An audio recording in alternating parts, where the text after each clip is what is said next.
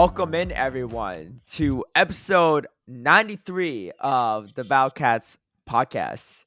I'm host Caleb Peng, joined by my co-host, Speedy Chief 2, back on Yo, Mars. back on Mars, Aos Island, whatever you want to call it. It's What good to happened be to the back. bed?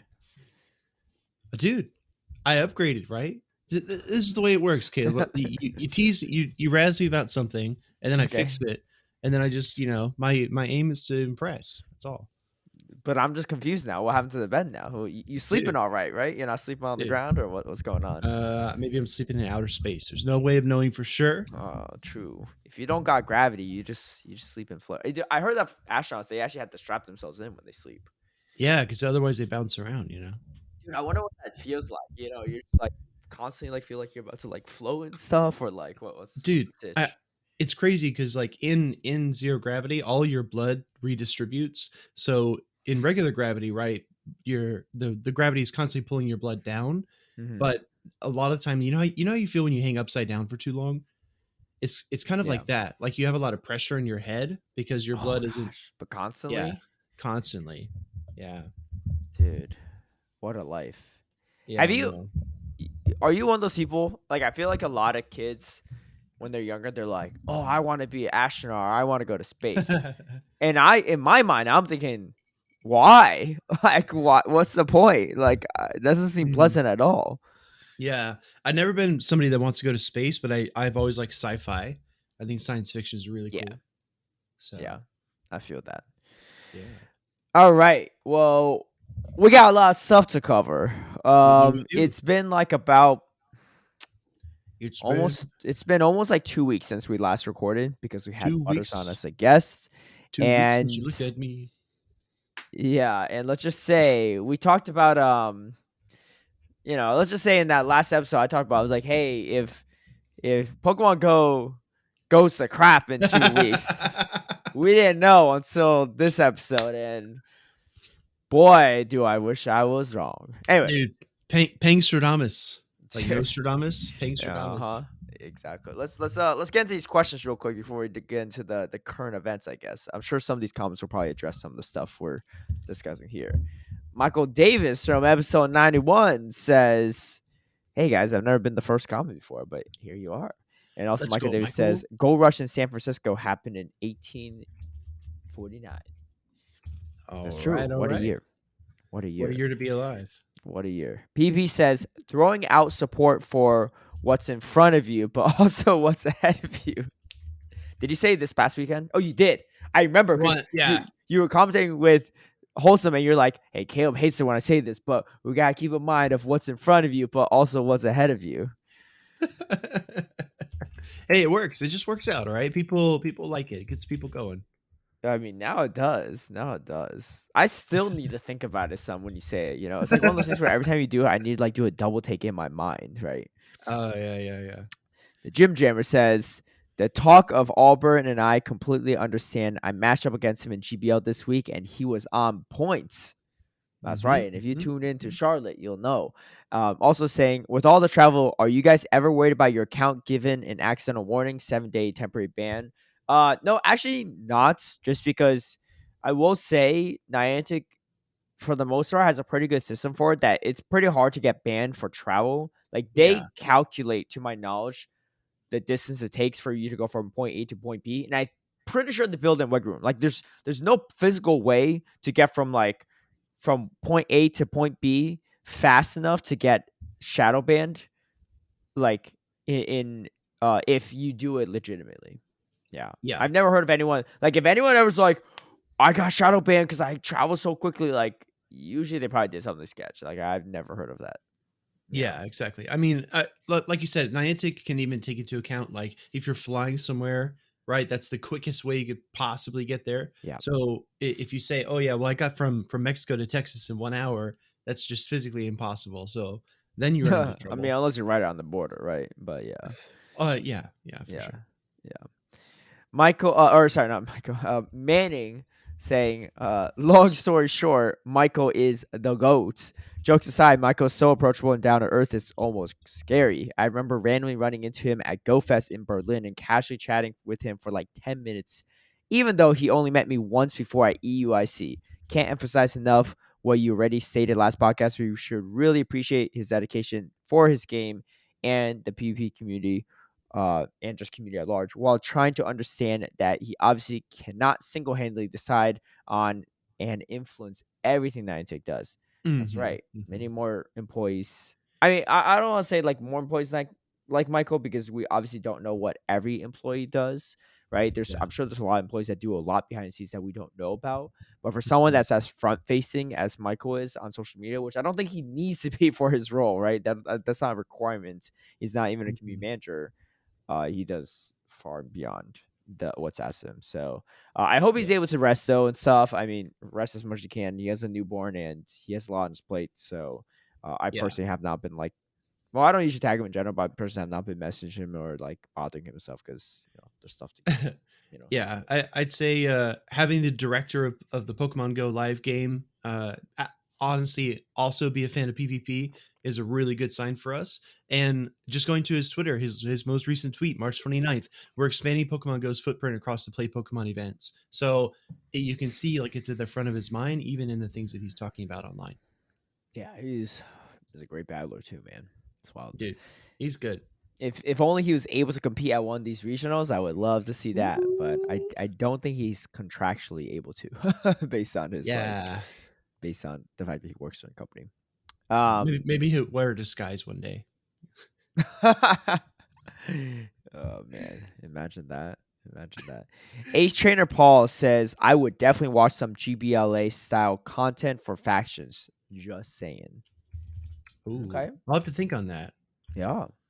Yeah. All Think it right. through. Think it through. We Hit, got a hit lot in of some eye emojis. big. I mean, there's a couple people in factions that are like, I see them, I'm like, oh, I know them from GBLA, right? So definitely a lot of crossover there. John Murray says, fastest way to get a clip from a video that you have downloaded is the program Lossless Cuts. You don't have to re-encode. It's almost instant. Yo, John, I gotta give you a shout out for that one. I'm gonna take a look at that. I was using Speedy's method too the past few weeks, and it's been clutch for sure. But I'll take a look at that as well. Heck yeah. 50 Delagray says, I have no idea the Green Pass glitch was in game for over a year. That's unfair and as bad as spoofing, I would say, since so few people knew about it, and the ones who knew kept it hush hush for their benefit. Seems kind of greedy. I'm a father of 2 kids and under 3 years old, and I'm working as a chef 5 to 6 days a week, evenings only. So I always miss raid days / community days, 12-hour shifts. I only enjoy PP and Pogo, and I try to stay competitive. So I only remote raid because I don't even have time to go to in-person gyms. It's not cheap at all buying 3 remote raids for 300 coins. Anyway, I've been listening since day one. Never skip an episode. Thank you for the support, 50 Delgrade. And unfortunately, it's no longer going to be buying 3 raid passes for 300 coins. Dude, we're going to talk about that. But let's just say, I know of one person online that says hashtag stand with Niantic, and it ain't one of us too. Let's just put it that way. We'll talk more not about one that. of us. Yo, Delagray, I worked in restaurants for over 5 years, and I always had a lot of respect for the guys back in the kitchen, because even after the restaurant closes, you have so much prep and cleaning and just maintenance you have to do. So much respect to you, man, and thanks for listening to the podcast. Dude, no kidding, dude. I mean, that is no Yeah. easy work. I mean, restaurant industry, and just general service industry in general. Whew. I mean, Brutal. it's a lot of work, it's a lot of hours, and you have to constantly engage with people. And there are a lot of people that are just unreasonable no matter how good the service you provide. So I always Yes. give a lot of props to people I mean, I didn't even I worked at Subway, right? I wouldn't even call that like the restaurant industry. I guess it kind But of is, still. but yeah, it's not easy work. Yeah. But shout out. Yeah. And hey, if we're ever in your area, I come by for a meal, you know. But that's on Delgray. I don't want Delgray to disclose their location without without their consent. But Fish on Heater. Oh, yo, I've been listening. Shout out to Fish on Heater and also Stephanie DeFi, or Let's go. Defy, as Speedy would say. I've been listening to their. I mean, I've listened to their podcast in the past too, but they've recently separated their PvP corner from the other part of the podcast. So I've been tuning into the PvP corner too. So Heck good stuff, yeah. yo. Good stuff. And Fish on Heaters won the host for that. Anyway, Fish on Here says, regarding listening to some episodes and not others, I go through periods where I listen to a whole bunch of Pogo content and then phases where I just don't want to hear any of it anymore. But I'll be honest, I'll be listening every week for more Squirrel Trapper content. Yo, speaking of Squirrel, there's a Squirrel Trapper comment coming up in the next video. I saw it earlier. Oh, let's Yeah, Squirrel go. Let's Trapper's go. back, baby. Not for this episode, but episode Okay. 92. They dropped a comment. Ooh. Okay. Yeah. I'm excited. Yeah. Jeff Muskill says, "Hey, Speedy, I beat Ferrickster again. What's the beef between you guys, anyways? Regardless, I got your back, Chief." Ferrickster's been quiet for a long time. I don't know really what's going on with him. But yeah, he's a character. I'll say that. And nice win. That's a huge win. GG's. Maybe he'll be at Hartford. Maybe he'll be at Hartford Regionals. Yo, I just checked. So we're recording this early morning on April the 5th. The tickets for the Hartford Regionals went live yesterday at 5 p.m. Pacific, 8 p.m. Eastern. And we are a little over 12 hours at this point. We're about, 16 hours from when the tickets went live. 128 people signed up already. Not even 24 hours, 128. I heard the cap is Let's go. 256. So Woo. this could be the biggest tournament in North America to date. I don't think we're going to beat. I mean, we can only tie at best Europe International Championships, which is Yeah. already at 256. But this could definitely be the biggest tournament for the official championship circuit from Play Pokemon to dates in North America. Honestly, the Dude. entire Eastern Hemisphere at this rate. I mean, part of it is because of the cap, right? I think if they had a larger cap for like, Latin America International Championship stuff like that, there'd be more for that. Yeah. But Well, of course, like our biggest mission should be to hit the cap every time, right? we're gonna do it, yo. I was saying this in another group chat. I was like, I grew up in Connecticut. In my 16 years of growing up there, man, nothing been this exciting in Connecticut. So hey, I'm excited to see fair. that. I'm excited to see that. I'm always kind of wish. I mean, I'm glad I have the convenience, but I almost kind of wish I wasn't staying with my mom during the weekend. I always stay with her, right? But like, I was like, man, it's gonna be going down, man. All the parties in Hartford, Connecticut, and my mom lives like Dude. about like a solid 30, 40 minutes drive from there. So I Mm. might just be like, yo, I also bought her spectator ticket, so she's gonna stop by. But I might be like, yo, just leave me here tonight, right? I'll find a way home, right? Yeah. 'Cause I Especially don't, if yeah. the usual suspects like Kaiser are going, dude. You know it's gonna be a party. Dude, there's people from Europe going to Hartford. That's wild. This Several. is not like the international, right? This is just a regular old regional. Hey, Yeah. man, they want to Yeah. face Sebastian. I I'll saw oblige. two Europeans in particular, right? Because this is going to go live a week before EUIC. Inadequates and Pokegains are two, right? But there's many more. Yeah, what's his name? Norman, I think is going to be going. Yeah, Norman. Uh-huh. And he's also from Europe, to my knowledge. So that's the third that I saw. I'm sure maybe more. Maybe Ilya. I mean, Ilya was at Fort Wayne. If you're gonna fly all the way to Fort Wayne, Indiana, you better fly to Hartford, True. right? True. They're both about the same exciting levels. But Deborah says, "This is kind of late, but it was great meeting you in Vancouver, Caleb. Hope to meet you in at a regional too, Speedy. And despite what the haters say, I love the podcast and it makes my commute to work much more bearable. I look forward to it every week." Hey, it was nice meeting you too, Deborah. Actually, so funny enough, we met because I stepped outside briefly during when I wasn't commentating to do an Uh-huh. elite raid. And I couldn't Mm. reach from in the hall, so we're doing the elite raid together, and it was fun running into Deborah there. But anyway, Oh, hey, very I hope to nice. see you at another one, and maybe you'll be competing at one too. From what I remember, Deborah's from the Pacific Northwest. I won't disclose a Okay. specific location because I don't know if she Yeah, of wants all course. that. But hey, maybe Portland. Portland could be a good one. Very So nice. I'm that'll down. be, yeah, more Pacific Northwest ones will be good. Slooking says, loyal listener since episode 1, first time commenting. I have never played a play Pokemon tournament, but want to comment on the large number of no-shows at Utrecht. I was thinking it would make a lot of sense to have people perform an online check-in the 2 days prior to the event, so organizers would know better how many players they could expect. A friend told me that they had this feature last season, but they removed it for this season. I don't see a downside. What am I missing? Yeah, that's a great question, Slooking. So there's a few reasons why. I don't know specifically if Utrecht is part of it because it was a free event, and I don't know how many spectator spots they had and whatever. But especially this happens more so for Go participation than VGC and Mhm. TCG. The reason being TCG and VGC is highly competitive, and they have hundreds of people, sometimes over 1,000 that compete, and they sell out every single slot possible. Yeah. They Mhm. also have Swiss style tournaments. So if you have a no show, at best you have a bye round one. By the second round, they automatically filter out everyone that has not completed round number one, I think. So Mhm. theoretically speaking, you won't have any buys. And even if they do have buys, the people that are winning are not going to have buys. So theoretically, everyone that's like relevant in the tournament or making top cut are probably not going to have buys unless they make an Yeah. incredible run, right? Yeah, Um, exactly. but I think buys also mess up their tiebreaker, so you don't really want to buy. Like you want to Mhm. face a real opponent because their tiebreakers are based off of typically how many wins their opponents have received. So let's say I Yes. face Speedy round one, I lose Uh, to him. He goes like 8-2, right? He beats eight uh-huh. opponents and loses to two. It'll be his tiebreaker score is the combined points of the combined wins of all the wins his opponents got.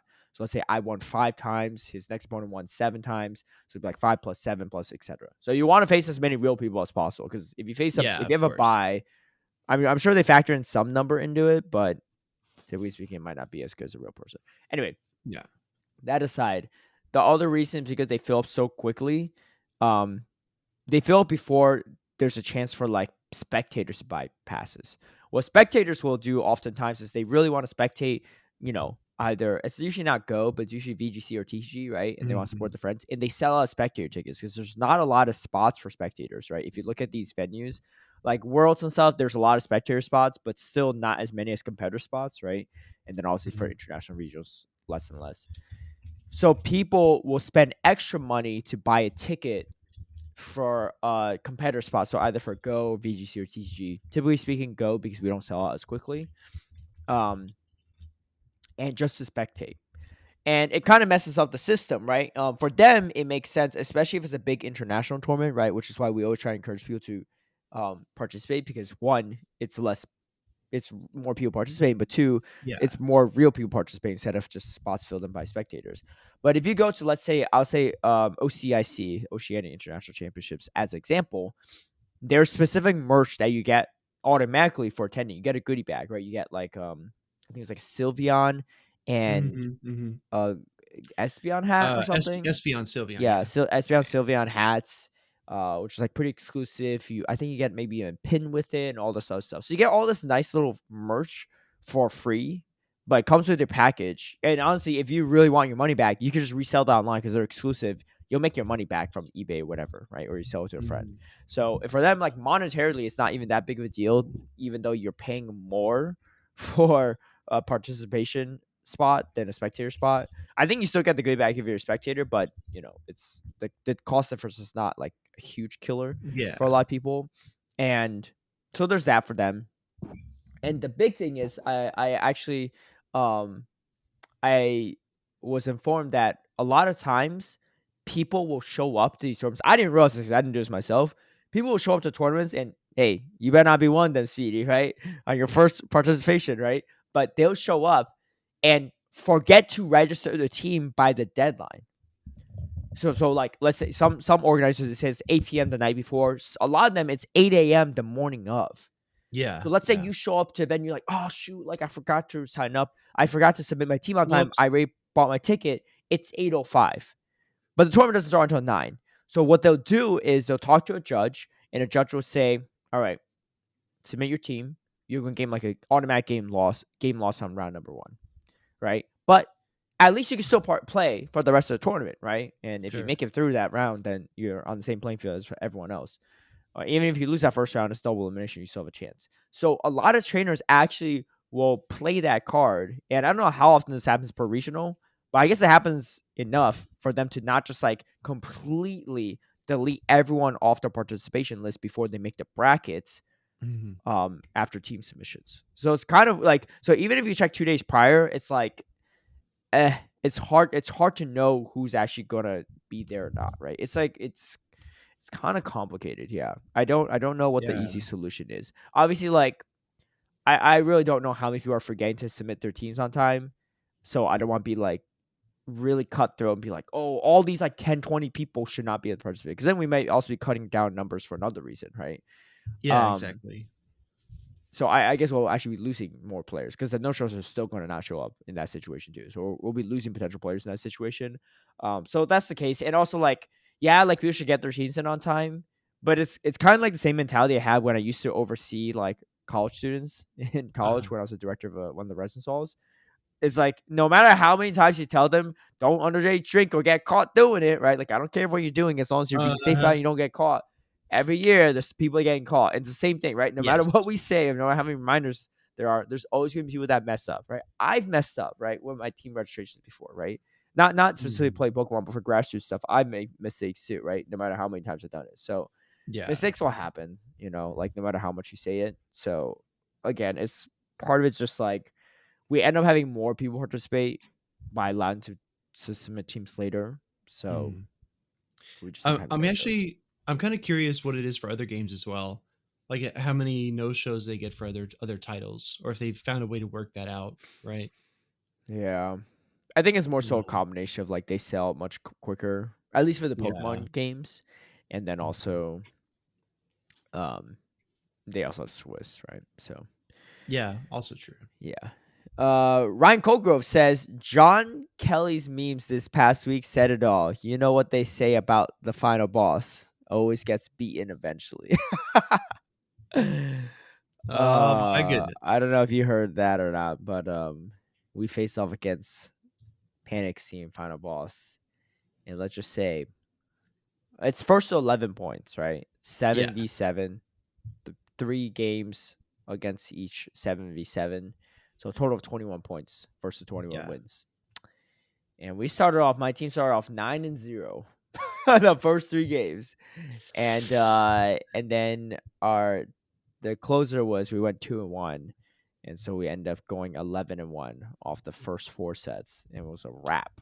Yeah. Then it's over. Then you call it, you know. Yeah. Well, I mean, yeah, they scored 3 I more know. points after that, but still, Yeah, hey, yeah, we yeah. kept them to 4 points, which is they did 1 point better than the previous week. Dude, It's been a rough time for them. something I noticed, speaking of John Kelly, is that people steal his memes all the time and just like repost them as their own.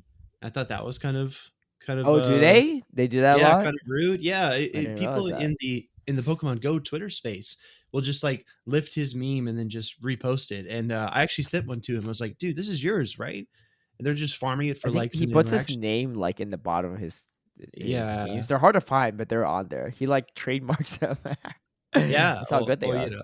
They're fire. yeah, and he was like, "Yeah, actually, people do this all the time. They always steal my memes, and I'm like used to it. Like, Yeah. okay, yeah, it Yo, look, happens. no hate on Panic too, man. If your team's going through a rough patch like that, like I get it, right? Like, cause you want to try to keep the team morale high and stuff. That's a tough situation, but Mhm. someone's got to lose. Someone's got to lose, and someone's gonna get memed on. I mean, our team started off like one cycle like 0-5 or 0-6 to start with something wild. We It's somehow tough. stayed Yeah, alive and didn't get relegated.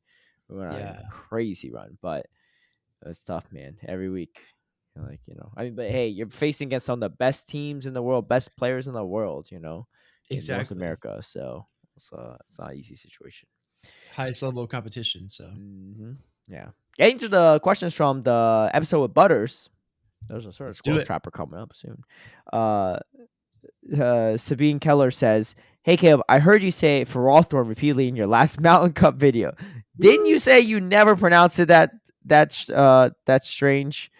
What happened? I wonder if Call it's him out. the DeFi 250 wholesome thing or more of a Trondo. Toronto. Yeah, Oh, a Toronto, Toronto Toronto thing thing. or something totally different. Okay, so I'll be, honestly, I think part of it was just like I know is how you're supposed to pronounce it, so I should probably Uh-huh. just work on it. It's like also like it's not a great look, right? To be working for the Pokemon company and one of your contracted commentators are constantly pronouncing it wrong when they know better. So just try to be better, even though I hate it, but it is what it is. It's also Tropius and Yep. uh Drapion. Drapion. Yeah. Drapion. Eh. Not Drapion, all. yeah. Eh. Drapion. What do you say? No, Yeah, no, no. they're You said it right. I was saying like not. the Yeah. Dropian, Oh yeah, you not said like Dropion. Yeah, yeah, yeah, not yeah. like It's Drapion. Drapian, Yeah, because you and Drapion. Wholesome, I think, were saying Dropion instead of Drapion. It's not Drapion either Yeah. way. It's No, Drapion. Oh gosh, it sounds so bad, man. I It know. sounds I like hate some it. like moldy like sheets, like curtains, some moldy No, curtain drapes. it just sounds totally made up to me. It's like, why would you make a word so weird? I don't Yeah, know. Pokemon, man. Anyway, try to be better about it. So if you hear us saying Drapion in any dude, just stop bringing Drapion and we know how to say it, right? These tournaments. Match Mason made quite a Exactly. bit of run with it though, so Dude, props to him. it really did. Um, Sabine also says, thanks a lot for your great podcast, Caleb and Speedy. It's entertaining, informative, and sometimes controversial at the same time. I really enjoyed listening to and watching it. Keep up your good work. Well, thank you. Appreciate it. And shout out to all of our listeners and YouTube watchers too. We're doing what we can. Scroll Trapper said something 2 weeks ago. Says, you all putting in a lot of work for just a few, for not a lot of listeners or viewers. You know what? That's fine. You gotta provide high quality from the start. We got Yeah. regardless of your listener. The real question is if we continue providing high content when we actually do have listeners one day. I hope so, right? We can't forget our roots, but you got to Yeah. work hard early to make yourself a big name. I think that's the big thing, right? With a lot of YouTubers, if you see like Yeah. especially a lot of their early YouTube videos, they put in so much work because they have so few like viewers, right? But Yes. like they're grinding so hard and trying to do what they can to break out, right? And I think that's what we're doing here, but we want to continue the high quality content Well, for years to come too. Well, think about it as well. Like we only get like maybe a dozen to 20 comments per video. Scroll Trapper, you're one of those founding commenters, right? Like That's you're right. putting in the work early into the podcast. So eventually one day when we have hundreds of comments, you're still going to be part of that. So thank you, Scroll Trapper. Fellow squirrel catcher, fellow battle cats hater, fellow battle Yeah. cats listener too somehow. But hey, wears many hats. 23 EJB, your pick for best in Yo, let's go Europe. EJB. Yeah, all of Europe saying Trev only has one answer, but the answer there are more with Umbreon, Noctowl, Ninetales, Sableye.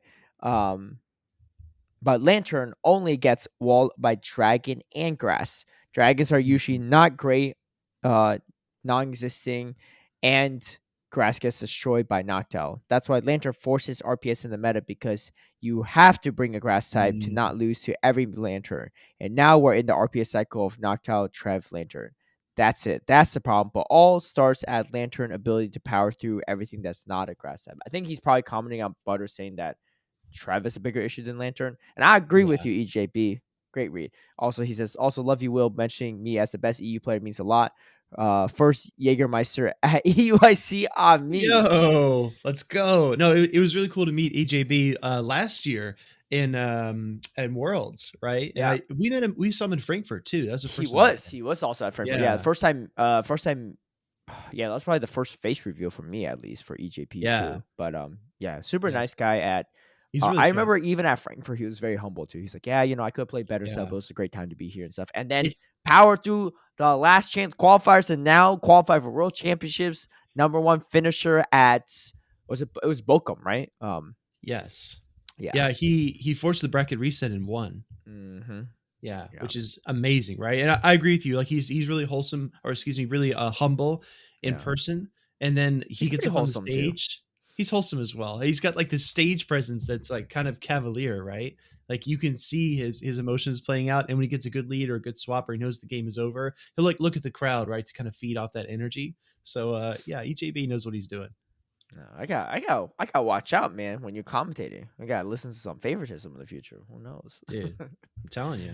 No, but I get it. I mean, we all have our favorites or our friends and compete and stuff too. But sometimes Yeah. it's fun to watch your friends get destroyed too if it's some good plays. Shout out to Dijon getting destroyed this past Oh, come weekend. on. Spicy did his best, all right? Arrow was just better. Oh well, yeah, no, not even that. I'm talking about when Spicy went against Kimi Sui, right? Oh, Getting dude. 2 focus blasts caught on Kimi Sui's Trevenants. Yikes! But no, it was a That fun was time. I ugly. mean, even Dijon said, "Hey, I got destroyed, but it was a good time," and Yeah. it provides some great content. that's the thing, right? Like it's okay to get outplayed. You just don't want to like outplay yourself because then that really feels bad, right? But when your opponent is just Uh, like a god tier trainer, he you kind of gotta outplayed respect himself it. in game 2, I think. He could have won. Yeah. But once again, we'll talk Oh more about that shoot. later. Okay. 2 Butters commenting in response to you, JB. I love it. 2 Butters going through the comments of his episode. He said, I actually agree with what you're saying. Makes even more sense when you add the fact that a lot more people are running water gun lantern now. Just to clarify, I believe I was referencing to Trevenant only having one answer out of the top 5 Pokemon usage. I guess you could say the same now for the water gun lantern. I also think Trevenant counters are way more flexible than lantern counters in this meta. Umbreon, Licky, Sableye. Grass is not nearly that flexible. Lantern on paper is the problem Pokemon, but in actual tournament play, it more Mhm. often feels like Trev matchup is more crucial to how RPS it is. But it might have come off like I was blaming Trevenant, probably just my electricity favoritism. Probably. Emmy Weedle coming in saying, thanks for mentioning me. Also about EUIC. Dude, I feel like we did a great job of tagging all these trainers and like getting Yeah. conversation going on Twitter because a lot of the top tier trainers are maybe they did listen to our podcast before, but they were definitely like, hey, yo, I gotta see how I end up on this list or how I didn't end up on this, you know. Yeah, of But course. yeah, no, thank Well, shout out dude, for everyone that's listening if this is their first I'll, episode. I'll tell you what, Caleb. You've been reading a lot of these comments. Why don't I read this one and you can Yeah, react? you take it away. Take it Okay. away. Yeah, I'll give you a little break here. Me Weedle says, thank you for mentioning me. Also about EUIC, sweaty smiley face. Yep, I was indeed on stream and I played pretty badly, I must say. But actually, I had never played Show 6 before in my life, so I had no idea what I was doing. The only thing I had accomplished in PvP was top 100 on the GBL leaderboards, which I was extremely happy about at the time. I was honestly quite glad nobody had seen it until now, as honestly, it was a terrible performance. But hey, 5 months later, and I feel like I got a lot better. Still didn't have any XL Pokemon though, which makes team building a nightmare for me. Also, hitting number 1 on the GBL leaderboard definitely boosted my confidence and also got me to know a lot of people from the community, including my faction team, which definitely helped me practice a huge amount for Worlds. Also, after getting destroyed in my first tournament being EUIC, the next 2 tournaments I played, which were practice tournaments for Worlds, I swept both of them. And it was honestly quite funny as being a very unknown player and destroying everybody with Araquanid got some good reactions. Anyway, if you didn't read all of this, I don't blame you at all. No, we read it, Weedle. Hope you keep up the fun podcast. Thank you so much, champ. Dude, this only solidifies my pick for Emmy Weedle being the best EU player. Are you kidding me? A year ago, more than a year ago, Emmy Weedle has never even done show 6. Like, that's wild. I honestly wasn't sure if Emmy Weedle was just some trainer that I just, was in the community, that's still for years. I just like was not aware of, right? Because Yeah. it was my first time hearing about Emmy Weedle. Um, I think pretty much at Worlds, right? Or maybe did Mhm. Weedle do Road to Worlds? Probably not, right? Because he already had his travel package if he won a tournament. Yeah. He Yeah. didn't do your I Road to believe Worlds, it's right? yeah, I believe it's the latter. Yeah. He'd Yeah. already had So it. so like and then obviously the official Pokemon circuit, but I don't even think there any European broadcasts back then did any coverage of the 2 tournaments that Emmy Weedle won. Also, it was the senior division, which unfortunately already lacked a lot of coverage last year. Outside Yes. of Worlds, outside the grand finals of Worlds, really. That's about it. Um, So I really didn't know anything about Emmy Weedle until Worlds, and I just knew Alan was really good from your road to Worlds. But even then, I didn't know too much about Alan. I was like, wow, this guy beat Alan too. It was wild, dude. That backstory, that origin, man, Dude. even more impressive. So Yeah, shout out seriously. again, Emmy Weedle. Hey man, I know your pick was just the comment before, but I'm feeling pretty good about my pick still, Speedy. Bro, I said it several times during Fort Wayne this past weekend, but watching people like Kimi Sui play and then hearing this about me Weedle, dude, the future of Pokemon Go PvP is absolutely stacked. Like these kids are so good. I gotta start retiring soon, man. That's about it. Dude, Dude, I'm telling that's you. why I keep telling you, Butters, y'all gotta compete in these tournaments before it's too late. Now. Before it's too late, yeah. Before we're running Swiss tournaments and we're going like 0-6 to start because we're a bunch of old geezers, right? Like you gotta, but also like this is actually a really great indicator, right? We got EUIC coming up, 256 capped out. We got Hartford, just a standard regionals, right? In middle of nowhere, Mhm. Connecticut. Already at 128, right? Maybe his 256. Like I think as long as there's more and more people going to these tournaments, dude, it's Yes. gonna get like busier and busier. Like it's gonna be more and more Mhm. people, which is amazing. But also, it's also just gonna be way harder and harder to win these or like even do well, make top cut Dude, and stuff. So then the question is gonna become which one of us is like the Wolf Glick of Pokemon Go that can just show up, after the tournaments have just blown up to 500 competitors and just sweep the whole thing, right? dude, yeah, consistency, man. Or the guy, what's his name? Dude, I can't. I always forget his name. He's the guy that won VGC Worlds 3 years back to back to back. He had a three-peat. The only VGC name I can think of is Azul. Is No, it no, Azul Azul? is TCG. TCG, sorry. Yeah, yeah, yeah. Who am I I thinking forgot his about? name, but if you just Google it, you'll find it. Anyway, Yeah. that guy's cracked. Like winning. I don't think a single person in the world has won Worlds of any Pokemon franchise 3 years in a row, or three times in general. I don't even know if there's anyone Mhm. that has two peats in VGC at least. Yeah. Dude, this guy won 3 years in a row. Apparently, he's like a statistician, I think, or something like that, who works Ah, with like dude. stats a lot. So he He's had like playing the a huge, numbers. yeah. Because I was talking to Gabby about him, but that's just wild. But there were a lot of contention when people said Wolfie is like the all time greatest of all time, the GOAT Yeah. of VGC, because a Mhm. lot of people were like, "What about this guy that won Worlds 3 years in a row? Like Wolfie's only won it once, right? Yeah, How do you compete exactly. against some guy that?" But I think they're saying like, well, Wolfie outside of that, it has been way more consistent, right? So let's say, Well, as an example, let's say like for example, right? No, I'm just using Dancing Rob as example. Let's say if Dancing Rob won Worlds three times in a row, right? But outside of that, like he doesn't really win a lot of tournaments. He just won Worlds 3 years in a row. But then you compare him to, let's say, this is like Pokemon Go over like after a decade or so of competition. Then maybe let's compare him to Rise Occasion, who's won one Worlds, but's consistent at the top at grassroots tournaments and multiple regionals and mhm. internationals, right? Who would you say is the greatest of all time? It's like an interesting debate. It's this is the Jordan versus LeBron debate, right? Like LeBron Mm. has been in the league for so many years. He's done so well consistently, but he has like much less championship presence than Jordan. But Jordan will put together championship runs, right? The two three peats, with just a Yeah. little gap in Well, between. he has I higher mean, closing power too, right? LeBron's been to like so exactly. many NBA finals, right? Like I think Exactly. he is the highest losing rate in the NBA finals because of the sheer amount of times he's been to it, right? Yes. I mean, obviously, you have Exactly. to factor in a certain amount of NBA finals. There's some people that have just never won, but they've only gone like once or twice, right? But like he's been Yeah. many times, right? And obviously it's different because it's like a team-based game. But at the same time, like I'm definitely a Jordan fan over a Yeah. LeBron fan, right? So Yeah. I don't know. Yeah. It's tough. Uh, where? Okay. Anyway, I can't find it, but I'll find. I know someone's probably gonna comment on the web video. Oh Yeah, yes. but I searched World three Trapper, peat, fill but us in. I just realized that like in gaming sport like situations, they probably don't use three peat as often, so it didn't really come up with much. Mhm. I also didn't really type in Pokemon. Actually, you know what? Let's just do it so that I can save people time from commenting. um, Right. All right. let's I'm gonna see. look as well. It's We're gonna do some research here. yeah, okay. It's Raymond Rizzo, Raymond three-time Rizzo. VC world champion 2010 to 2011. He is regarded as one of the best players in competitive Pokemon of his time. I think in one of the main series games, they made a character after him, like as a NPC you could battle, and they brought his What? team from Worlds.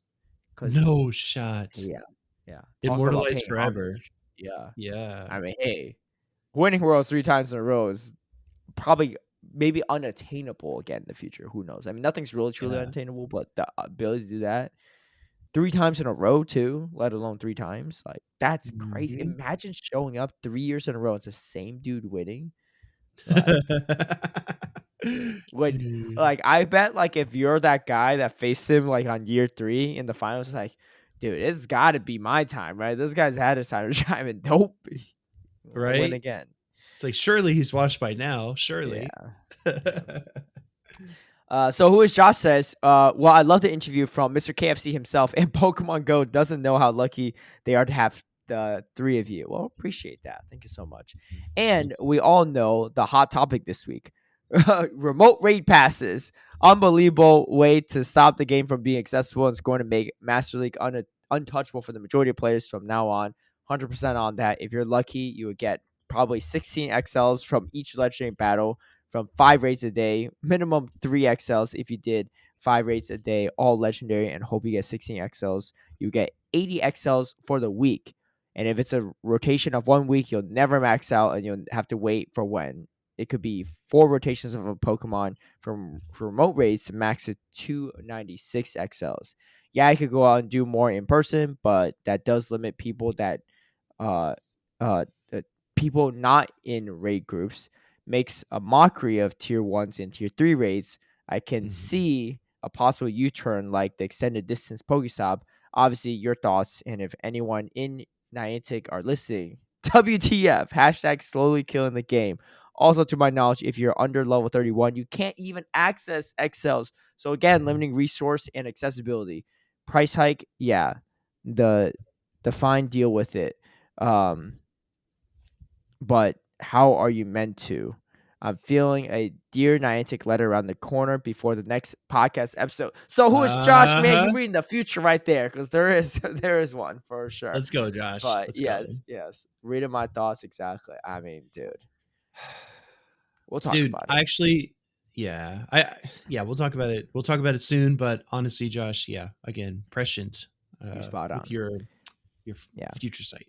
Board Stiff, speaking of future sight, saying at the 2-minute 56 mark, did somebody say Pokemon Go goes to crap in a week? It took to them less than a day since airing. Caleb technically right with the free remote raid prediction, so kudos for that. Yeah, that's true. They are giving more a free remote raid pass, I guess, like once a week or whatever it is, once a month. There's a chance for it. I don't even know. But unfortunately, that's not the main takeaway from the March 30th announcement. You're absolutely right, Board Stiff. I wish I was wrong. I wish I didn't say. I mean, say what you will. I don't think I will in existence. Because if I will that into existence, I'm gonna say this right now. A week from now, it all gonna be fixed, and Niantic's they're gonna take back everything they said, or everything's gonna be back to normal. They'll come around. They'll listen to the players, and also PvP will get way more investment, and we're gonna get moveset updates. And all kinds of new features added to it, including like a new arena to battle in, because this patch of grass is getting kind of old. You got to roll back the wish list. So we got to be realistic. No, we're putting it all out there, dude. You're the manifest guy. We got to rely on you. We're gonna nerf Lantern somehow too.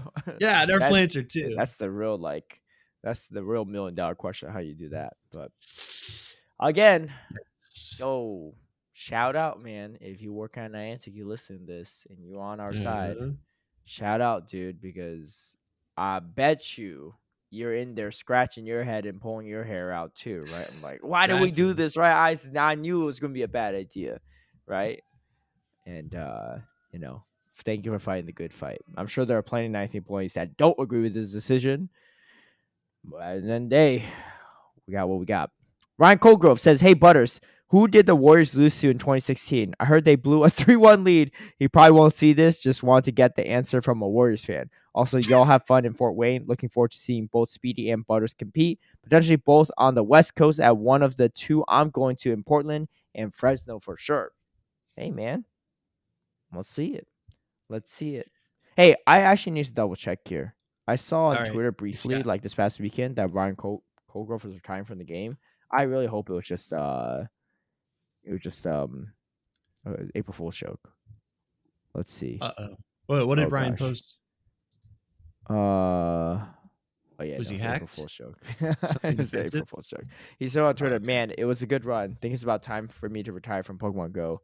It was fun while it lasted." And then he responds with a Rickroll GIF. Okay, April 1st joke. He's not out of it. Come on, you can't believe anything you read online.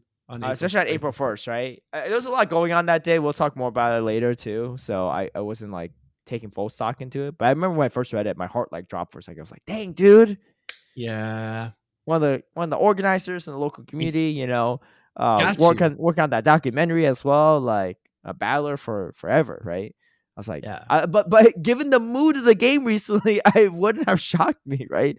So I was like, dang, I didn't realize he was a big remote raider, but who knows, right? Yeah. Fish on here says, I've been saying this for so long, 30-second switch timers, but pause the timer after Pokemon faints until the next one is brought out. Still give player 10 seconds to decide so they don't start using timeout strats, But if the switch clock is paused in that moment, you can completely get rid of switch clock burning as a strat, which has no business in being a fast-paced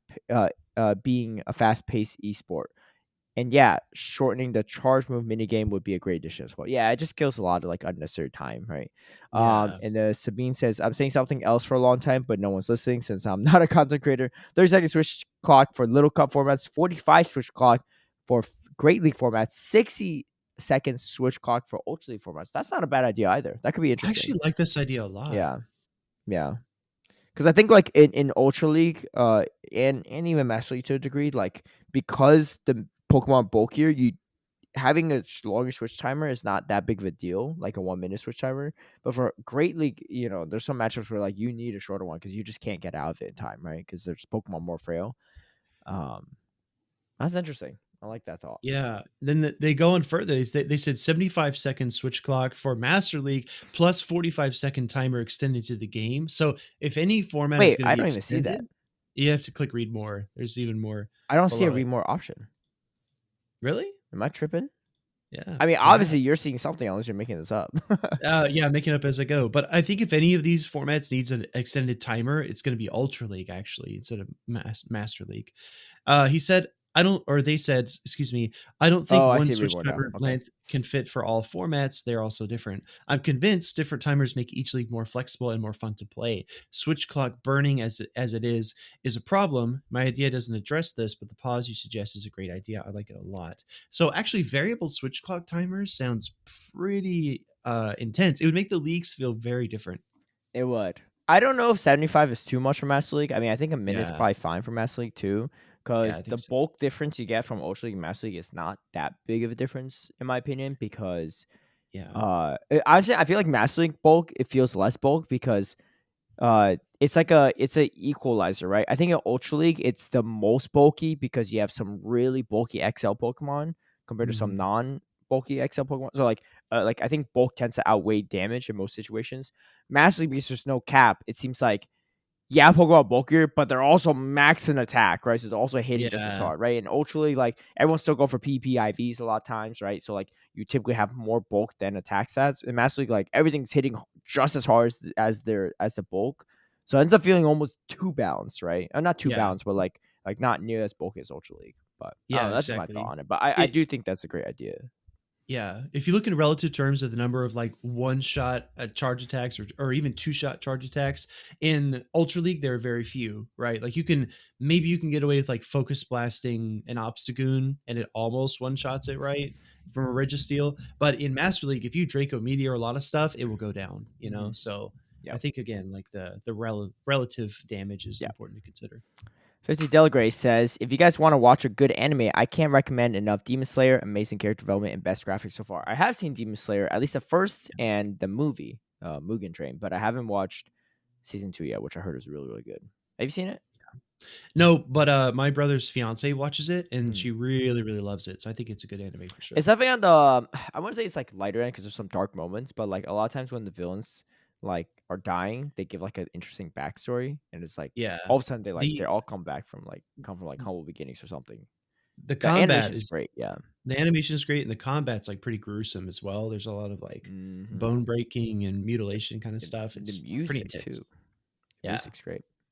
Yeah. Anyway, highly recommend. Michael St. James says if Tio Butters would like to improve his Portuguese, he can follow twitch.tv/Team Lucky Roo. They have regular PvP tournaments with commentary too. So yeah, a great idea. A great idea. Nice. Yo, our favorite, biggest fan here, Squirrel Trapper. What's up? Here we go. Comment number 2, baby. Of course, you haven't seen the Asian trainers, many of them in separate leagues outside of the English oriented Silph platform. Try not being racist and go find out about the grassroots circuits in Japan and Korea, where their players are far superior to the garbage in North America. Dude, I don't know, man. Scorchard, were you from the area? Hey, you know what? Educate us ignorant Americans, right? We already said we're ignorant Americans a few episodes ago when we're talking about how, what was it? How Vancouver was the first repeat regional, even though that Yeah, actually yeah, was yeah. not the case. Yeah. Um, because there's some globally. That I mean, NA there's bias. I mean, yeah, Yeah. we're from NA. We have NA bias. I mean, Americans in general are just ignorant in general, right? More Yeah. ignorant, I think, than the rest of the world. Unfortunately, not something to be Yeah. proud of, but it is factual, right? So, Um Squirrel Trainer, educate us. Drop us some info on these Japanese and Korean leagues and circuits. If you do, hey, I say this in all seriousness, too, right? I'm not just saying just to like get a rattle out of you, right? yeah. Drop it. We'll take a look at it, right? Yeah. If you're being serious, constructive here, right? Here's the thing too, like they're not publicly advertising these leagues to other parts of the country, right? Like Sylph is global, right? Like they allow, like there's Sylph players in Japan and all other places of the world. The Japanese and Korean leagues are for their local community, so they're not going to push it out as much. And also, I just Mhm. don't speak Japanese or Korean, so if they do Yeah. have stuff, I don't know what they're talking about, right? Yeah. Of course, again, it's a lot to expect everyone out there to know English as well, right? For the Sylph platforms, but Sylph at least has different language settings on their website. Yeah, Anyway, exactly. I mean, educate us, squirrel. Scroll Trapper seems very worldly. I really like to see those links, and I promise, like Caleb said, if you post it, we will review it. We will talk about it, and appreciate your insight, dude. Caleb, stop being so racist against Asian people, man. Like, you got to chill out. Come on, come on, you got to chill. uh, what a time! What a time! Who knew, man? Scroll trapper, international traveler, I, trapping I'm scrolls str- all I'm around the world. I'm struggling right now because like I want to like the comment for the interaction, but I don't want to like endorse this obviously garbage opinion. So I'm super divided I here. I don't don't know know if what to do. liking comments on YouTube actually makes a difference. Liking the video does, and disliking the Uh, video, and then comments themselves. The okay. actual, yeah, I'm not sure, but Okay, I'm gonna reply then. Thanks, Scroll Trapper. Would love to see the links. yeah, please do, please do. Yeah, because honestly, they're probably not even listening to the podcast. They might just come in to comment random stuff. But actually, I don't Who know. knows? Actually, no, That's because pretty. they're referencing something we referenced on the podcast. Dude, Yeah, what kind? Dude, this is the best kind of hater, man. The kind that hates on us and drops comments, but they're still constructive and they still listen to everything you're saying. yeah, exactly. It's hate. They're hate uh, listening. yeah. Anyway, Sabine Keller says, while I was watching the regionals in Fort Wayne today, it was so stressful to listen to you between the battles. The music, which should have played in the background, was way too loud. I thought telling you might be a good idea, though it's got nothing to do with the podcast episode. That's great feedback. We'll definitely talk to our production company Mm, and see what we can do. Sometimes it is kind of loud, but sound is a tough thing to balance. I will say that, but that's something maybe we yeah. can improve upon. Yeah, I think most of the time it's consistent, right? It's consistent volume, but sometimes I have recognized, like watching the streams at home, it's like Yeah. overtuned just a bit. Yeah. So personally, like I'll keep a closer ear to that, and if I'm not at the event or if I am, I'll just shoot a message to production and let them know. Yeah. We're also a little like already on the louder end, I think, or at Yeah, least I am with Butters. So, but I think not all commentators are, and they don't have to be, or I don't think they should be, right? Always like yelling and stuff. But that just plays even more, like that plays even worse into their commentary, right? So sure. definitely, Mhm. definitely something to take note of. Thank you for the feedback for sure. And hopefully you enjoyed the regionals outside of that. Cheese Girl says, huge fan of the podcast. My question is about Go Championship Series. I love these streams, watching these streams, and especially the drama of day 2 of tournaments like Fort Wayne. That Oh yeah. said, I feel like the grand finals is a lot less hype / lower stakes than the losers finals because both competitors have locked in their qualification for Worlds. Mm, Do you feel the same way? And do you have any ideas on how to tweak the format to make the final match to be the true climax as it is in Worlds? As a viewer, the travel budget just doesn't feel like enough. That's actually a great comment and feedback there. I think it's always going to be a tough situation because for Go, at least, like, yeah, you auto qualify in the top 2, right? But at least in my opinion, being crowned the champion, right, is still something, right? That's a crowning achievement. Being runner up is still an impressive feat in itself, but like, you're not the true champion. You're not like being runner up. It always doesn't feel as like definitive and timeless as being the champion of something, right? So there's always that. mm, It's also weird because this is like the year, like we're on year 2 and this is the format. There's possibilities that we go to championship points, and we are actually in some ways. We'll talk more about that later in the podcast. But like yeah. VGC and TCG, where for them you could win a regional and still not qualify for Worlds.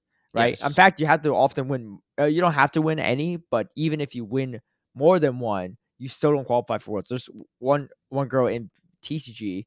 She's won 2 tournaments earlier this past season and did not qualify for Worlds. And these tournaments had over 900 to 1,000 people. So imagine that, right? Almost 10 times the size of these Pokemon tournaments, maybe more, Pokemon Go tournaments, and Yeah. winning it all and still not qualifying for Worlds, right? So, like, it's like that trade off's like almost feels even worse sometimes, right? Yeah, But at that's that super point, too, there frustrating. might be people that have both already qualified for Worlds competing in that situation for championship points, or neither qualifying and neither will qualify regardless of the outcome, too. So it is kind of weird. I get what you're saying though, right? Because there's segments like, oh, they both Yeah. qualified. Like, what are they really fighting for? I mean, the travel package is, if you're, to my knowledge, if you're traveling internationally, right? Let's say like if you're not from Japan, right? Or last year if you weren't from the UK or maybe Yeah. England, then your travel reward is much higher. Specifically, Yeah. $3,500 is a lot, Yeah. Yeah. you And know. if you're a minor like Kimmy Sweet, it's even more because then you have to have a guardian Yep, come with you. yep. And on top of So that, the it's prize money several. difference. Yeah. But Yes. again, from a viewer, like, do you really care about the extra money they get? Maybe not as much, right? Like this, like Yeah. money is not, watching someone win prize money is not why people watch like esports and sports in general, in my opinion, Yeah. right? So I think there's a couple of things, right? You actually brought up points that I didn't consider, right? Especially comparing it to other games. The first one is that, yeah, a lot of the time once you get your World's invitation, if you're somebody like Arrow and maybe you have like the funds to get there, for example, Enhoff as well, she got runner up in Peoria, and I feel like a lot of those trainers that lock in that invitation, then they feel like they've done their job, right? Then they can start prepping towards Worlds and kind of gearing their attention towards that. I feel like especially in Fort Wayne, Arrow will admit to it, right? In Fort Wayne, he was trying to win it, but he didn't have that same kind of like urgency or that fierceness that he had the rest of the tournament. Once he got to that grand final stage, he really kind of like tapered off a bit, kind of cooled down. I think that was obvious for everyone to see in his body language and his play. I think as commentators, we could probably do a bit more to hype that up, because everybody wants to see like a champion emerge, right? So maybe Yeah. we could emphasize a bit more like Fort Wayne the champion, Well, that or was maybe you. yeah, You it did was, yeah. reference that. Or maybe talk about less the world's qualifications, right? Maybe Yeah. kind of underplay that a bit more. And that's minor. I know people that follow the series will already know it, will Mhm. already understand it, but That's a I good don't know. point. Maybe there's some things we could do. I'll think about it. Yeah, and every competitor is different, right? Like, it's from Yeah. my personal experience, like Oh, oh, going into it, I right? Yeah. I got one more. Sorry, Caleb. Yeah, I yeah, mean, no, I go don't mean for to it. cut you off. I got one more. Okay, this is the reason why I love the bracket reset so much. Because once you come from the loser side and you reset the bracket, then it's like you've got a real dogfight on your hands, right? Mhm. That's when it's really, really exciting. That's why, because we're playing double elimination right now, I feel like the bracket reset is probably the peak content we can get. Because then it's like, oh my God, is this trainer really going to go all the way? Like, can they actually flip this and beat them again? Yeah. And I think that adds much more drama to the grand finals. It does, and there might be history between players, right? And there's a lot Yeah. going on there too. I think it depends on individual players too. For me personally, like, I was very happy just to make day two. I remember thinking going into day two, I was like, I'm on the winner's side. I have to lose twice to get knocked out. So in my mind, I'm like, dude, I'm gonna be on stream 2 more times. Like, that sounds like a win-win, right? I'm okay if I Uh-huh. lose, right? Go 0-2 on day two. So I already came in the mindset that, like, hey, I'm very happy to be here. Like, I'm okay if I don't even make it to the top two in Yeah. qualifying for worlds, right? Yeah. And then when I realized that I'm going against my teammate and friend, I'm like, oh, we both made it to worlds. Like, that's great, right? Like I'm even happier now, right? This is a win-win either way. But I Uh, think it does depend on the player, because if you know me, it doesn't matter if you're my best friend in the world, my significant other, my child, my cat, or whatever. I'm still going to try to beat you, right? I'm still going to give it my all. So, like, I don't know if that showed, at least in my battles, but like, that's why, I went for a bracket reset and like they're really close games. Like, yeah, like at the end of the day, like, I know, like, oh, I'm going to worlds either way, and I'm actually very cool taking second place, but I'm not going down swinging, right? Without swinging, right? So, mhm. like, I'm going to make you work for this. So, but I think it depends on each player, right? Arrow, I think, was just so relieved after so many tournaments that he went to that, Mhm. hey, I'd be happy to do this. But also, Kimmy Sweet just played amazing too. I wouldn't say Arrow is throwing or not trying, but I do get like maybe the hype doesn't feel the same knowing that they both qualify for Yeah. Worlds, right? And that's not like on Arrow's fault or anyone's fault. But I think it just depends, right? Maybe I could have smack talked Berto more or something like that to hype it up, but it is what it is. Mhm. So Yeah, um agreed. yeah, it's interesting. We'll see how it goes. But at the same time too, it's hard to make everything feel like Worlds, but that's why Worlds are so special, right? Like that's the end all Mhm. be all for the season, right? The regionals, like, Yeah. yeah, they should be hyped. There's still a lot of fun storylines and things to build upon. Internationals Mhm. as well, right? Like it's not the end all be all if you win internationals, not. But being the North America international champion is still a huge feat, or being Europe international champion, etc. Right? Yeah, exactly. And if you think back to the NAIC finals last year when Andrew and Axon were facing off and they Mm-hmm. freaking tied in Game the grand five, finals, that game was five on absolutely tie too, insane. the It, final possible game. dude, and then you look back at Axon placing second behind Dialap. Axon had kind of the same vibe that Arrow had, right? He was really happy to get there, got to the grand finals, ended up losing to Dialap, but after that, he was like, you know what? I'm just happy to get invited to Worlds. Yep, You know, exactly. so Um, but yeah, that's an interesting perspective, though. Thank you, Cheese Girl, for providing yeah. that. Derek Cruz says the Caleb and Speediest Chief combo is second to none, but the addition of Butters was perfect. He goes against the grain with unconventional preferences and adds even more color to the conversation. Definitely should be a mainstay. Yo, for Let's sure. We'll let go. him know. Also, I've been thinking about phrases you both say that always make me laugh. For me, it be like that, which after I read that, I'm like, oh, You it's do true. say I that. do say that. I do say that. And then Speedy Sushi. Oh, come on. Wait, you say it. You say it. Come on. That's it. That's it. Come on, man. Yeah, yeah, yeah. I feel like it's That's usually after I roast you or something, right? I call that's you out accurate. something. Yeah. That's accurate. Yeah. And then after that, I say, it'd be like that. It'd be Yeah. like that. Ivy Pip That's it. says, I thought the ideas around held items were really interesting, and I think it could add a lot of depth to the game. Actually, so Ivy Pips, to add on to that, after Butters mentioned that in our last podcast, I actually asked Gabby Snyder, our co-caster that also commentates VGC and pro at VGC as well too. I asked her, when they do team sheets, or maybe it wasn't even Gabby. I'm trying to think who I talked to this past weekend before it went. Anyway, essentially what I asked was, maybe it was Enhoff actually, Hmm. because Hoff was also, maybe this was Charlotte. I can't remember. I did specifically ask. I might have asked Gabby as well, but I think this was actually Enhoff that told me. Anyway, um, uh, so I asked her. I was like, "Hey, when you do open team sheets, what do you see?" Right? Okay. Cause in VGC, like, they show stuff like, do you see the held items too, right? They're like, you see the moves, you see the held items, you see the etc. The only things you don't see are the IVs, the Pokemon. So in VGC that matters a lot, like what you can withstand and what you can't in certain matchups, right? Yeah, of IVs matter course. almost like even more than Go in that regard. So, but I think it'd be interesting if for Pokemon Go, because we have our movesets hidden at the moment too, you hide the item, right? Because I think that'd be cool. And Hmm. if one day we move into the direction where you are showing movesets, I think hiding the items still cool. I don't know. I mean, I guess the reason I Yeah. show the movesets is to make it fair for like stream purposes. But I wonder if an item, if you have a held item and Go, if you can't even see it while battling, that could still be some interesting tech.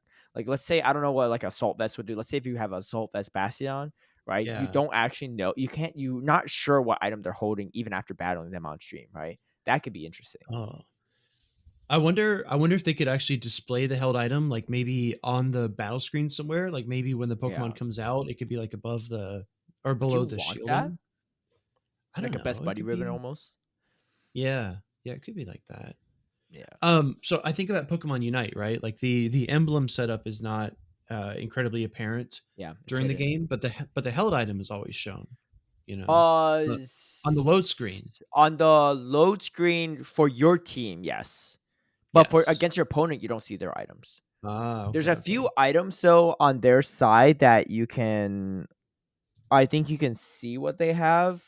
Like you could Mhm. tell based on like some animations maybe. Oh, you can see their battle item, like the potion or the X speed. Well, you get no. Well, you can see that one's used too, but the held items, like the actual, like let's say, like experience share. I know you can Yeah. see on your teammates or something like experience share. You have like a light bulb over your head. I can't Yeah, yeah, remember if you actually can see your enemy opponents or not. So, yeah. But anyway, Mm. it's a cool thought. I would love to see that. Ivy Peeps also says, I do think a change like that might necessitate going to open team sheets at tournaments. So, dude, just reading our minds right here, just continuing on my Yeah, thought. for real. Maybe I'm in the minority, but I think giving more information to players will only help with skill expression, especially if we introduce a big unknown buff in the form of held items. I think that's true. I mean, honestly, open team sheets, open move sets, I think unfortunately remove some of the spice factor, right? Like if you face a Mew, like you're gonna know everything, right, ahead of Mhm, time, which is mhm. like one of the biggest things from Mew. But even Metachamp movesets is huge these days, right? Yeah, true, Metachamp being a true. big one. We even saw Foul play Trevenant, I think, from Shadow Brady in one of these tournaments. Mhm. Like there's some interesting movesets you can run.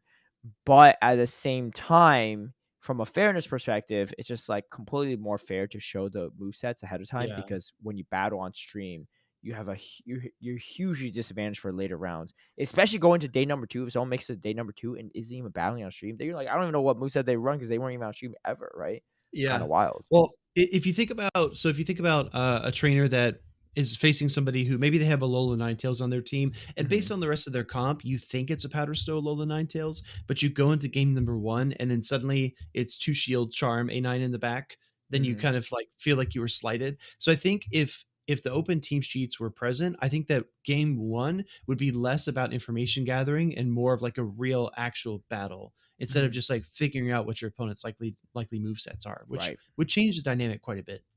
Yeah. Yeah, it really would. Yeah. Yeah, there's pros and cons to it. Like I think having movesets hidden completely is nice if you could avoid other players having advantage over not being on stream, but Mhm. there's no way to avoid that in my opinion. Unless you like stop spectators or stop participants from spectating, which is like there's no way, right? Yeah, it's Also that's impossible. yeah, Yeah. yeah. Like don't watch, right? Like no, there's no way. Manning says, so cool to hear you reflect about your start to play Pokemon Journey. Also cool. I could personally share those moments with you in Frankfurt. Dude, absolutely, man. Yeah, our first ever broadcasted tournament, second ever tournament in Yeah. general after Liverpool was at Frankfurt, and we were all there. Manny was there too. Dude, I should have gave you the heads up, man. The second Yeah? night we were there, right? You went with Zionic to the KFC spot yet again in Chipotle. Remember? You as a crowd, you all went as a crowd Saturday Yeah, night, yeah, we right? we all went to Because the mall. the first Yeah. night, it was me and Zionic. We went to Chipotle because you and Bunch passed out, right? For Yeah, dinner. yeah. And then the second night, dude, Zionic went back to Chipotle because he doesn't have Chipotle in his area. Like, he could get to Yeah. Germany much more easier. And you all joined him. And I remember specifically hitting up my patron and friend Manny. I was like, yo, That's just right. take us to the most German place. I don't care where it is. It was me, Dude, Manning, and then London joined us as well, too. It was a great time, the three of us. And I had that you had this pork huge pork knuckle. knuckle. Pork Hmm. knuckle, With yeah. a I giant remember, I remember. beer, German You beer, sent, which is my you sent me favorite beer pictures actually of too. it. I did. I Yeah, posted it all over Twitter. It was a great time. yeah, Hey, next time yeah. round, not to follow Zionic for food advice. I love Zionic, It's but true. that man was eating Chipotle and KFC at Frankfurt, Germany. Come on Yeah, now. the palette is not, it's not as worldly as I would have hoped. I mean, it's a good thing he's in the UK. I said what Oh I my said. goodness. I said If what you I know, you said. know. If you know, you know. All right. Oh, man. Well, anyway, we got some Dude, stuff to talk about. Should we just talk about the Heroes Niantic thing first? I feel like that's on people's I think minds. We'll that's talk about what the recaps for Charlotte yeah, and that's Fort what Wayne after. people are thinking about. Remember when we said we get through the comments quickly? Hey, 2 sets of comments. We got average of 30 minutes apiece. Not too bad, right? Not too Yeah, bad. yeah. All right. Well, so there's an update since the last time we recorded. A couple updates. This is a big one. You want to talk about the Yeah. Go remote raids update? What's actually happening? That if in case you were not aware of what's about to happen. Yeah, absolutely. So Pokemon Go, and this is interesting, right? Because we saw it in Pokeminers a few weeks ago, right? We saw it. Oh, they're saying 5 remote raid passes a day or something like that, and people saw that in Pokeminers and they lost their minds, right? They're like, I hope this is for a special event. You and I talked about it too. Like, I hope this is just a limited thing or something that's not Yeah. going to come for a while, right? Well, they dropped a huge announcement. I know it's been all over the internet. So, again, we'll just hit the high points here. The price of a 3-pack remote raid pass bundle will increase to 525 coins. The price of a single remote raid pass will increase to almost 200 Pokecoins, and a premium battle 3-pack will be added to the shop for 250, and you'll be limited to 5 remote raid passes per day. So essentially what they're doing is they just kind of like put a pillow over the face of remote raiders and said, you can only do 5, you can only come up for air 5 times a day, and that's just it, because we want you out raiding in person. And people are pissed about this because, you know, during the whole pandemic, we had, obviously the world changed a lot, right? You couldn't go out. I remember at the beginning of the pandemic going to the grocery store and not feeling safe, even wearing a mask, because you read about the virus. It was so Mhm. small, it could get through a lot of the cloth mask. And I remember taking off my mask and throwing it away after going to the grocery store, right? And when you had that kind of separation amongst the entire world population, it wasn't just US, it wasn't just, Europe, it was everywhere. People had to find ways to come together, and they came together online, right? I think that's obviously what happened with everyone. And this online rating community that came of that allowed you to connect with people from across the world who were having a shared experience no matter how far apart you were. And this entire move to just say, well, that thing we did for the past 3 years, the friends you made, and the waking up and the routine that you developed where you could do raids together and participate in the game together, you know what, we don't like that anymore, so we're going to change all that, and you're just going to have to deal with it. Again, it's always this constant tug of war between vision for the game and what the players actually want to do. And the amount of stick versus carrot here is really what bothers me, because people beg Niantic to play their game. When it crashes at GoFest, when we have these big events and it doesn't work, we're really upset. Like, companies would kill for this. Companies would kill to Mhm. have customers as loyal as we are. They would Yep. literally do terrible things to have people that really cared as much as we care. And then to turn around and say, you know what? Even though you care so much, we're just gonna do this other thing because it aligns more with what we want to do. And if you're not along for the ride, you can just hop off. I mean, it's just, I don't know.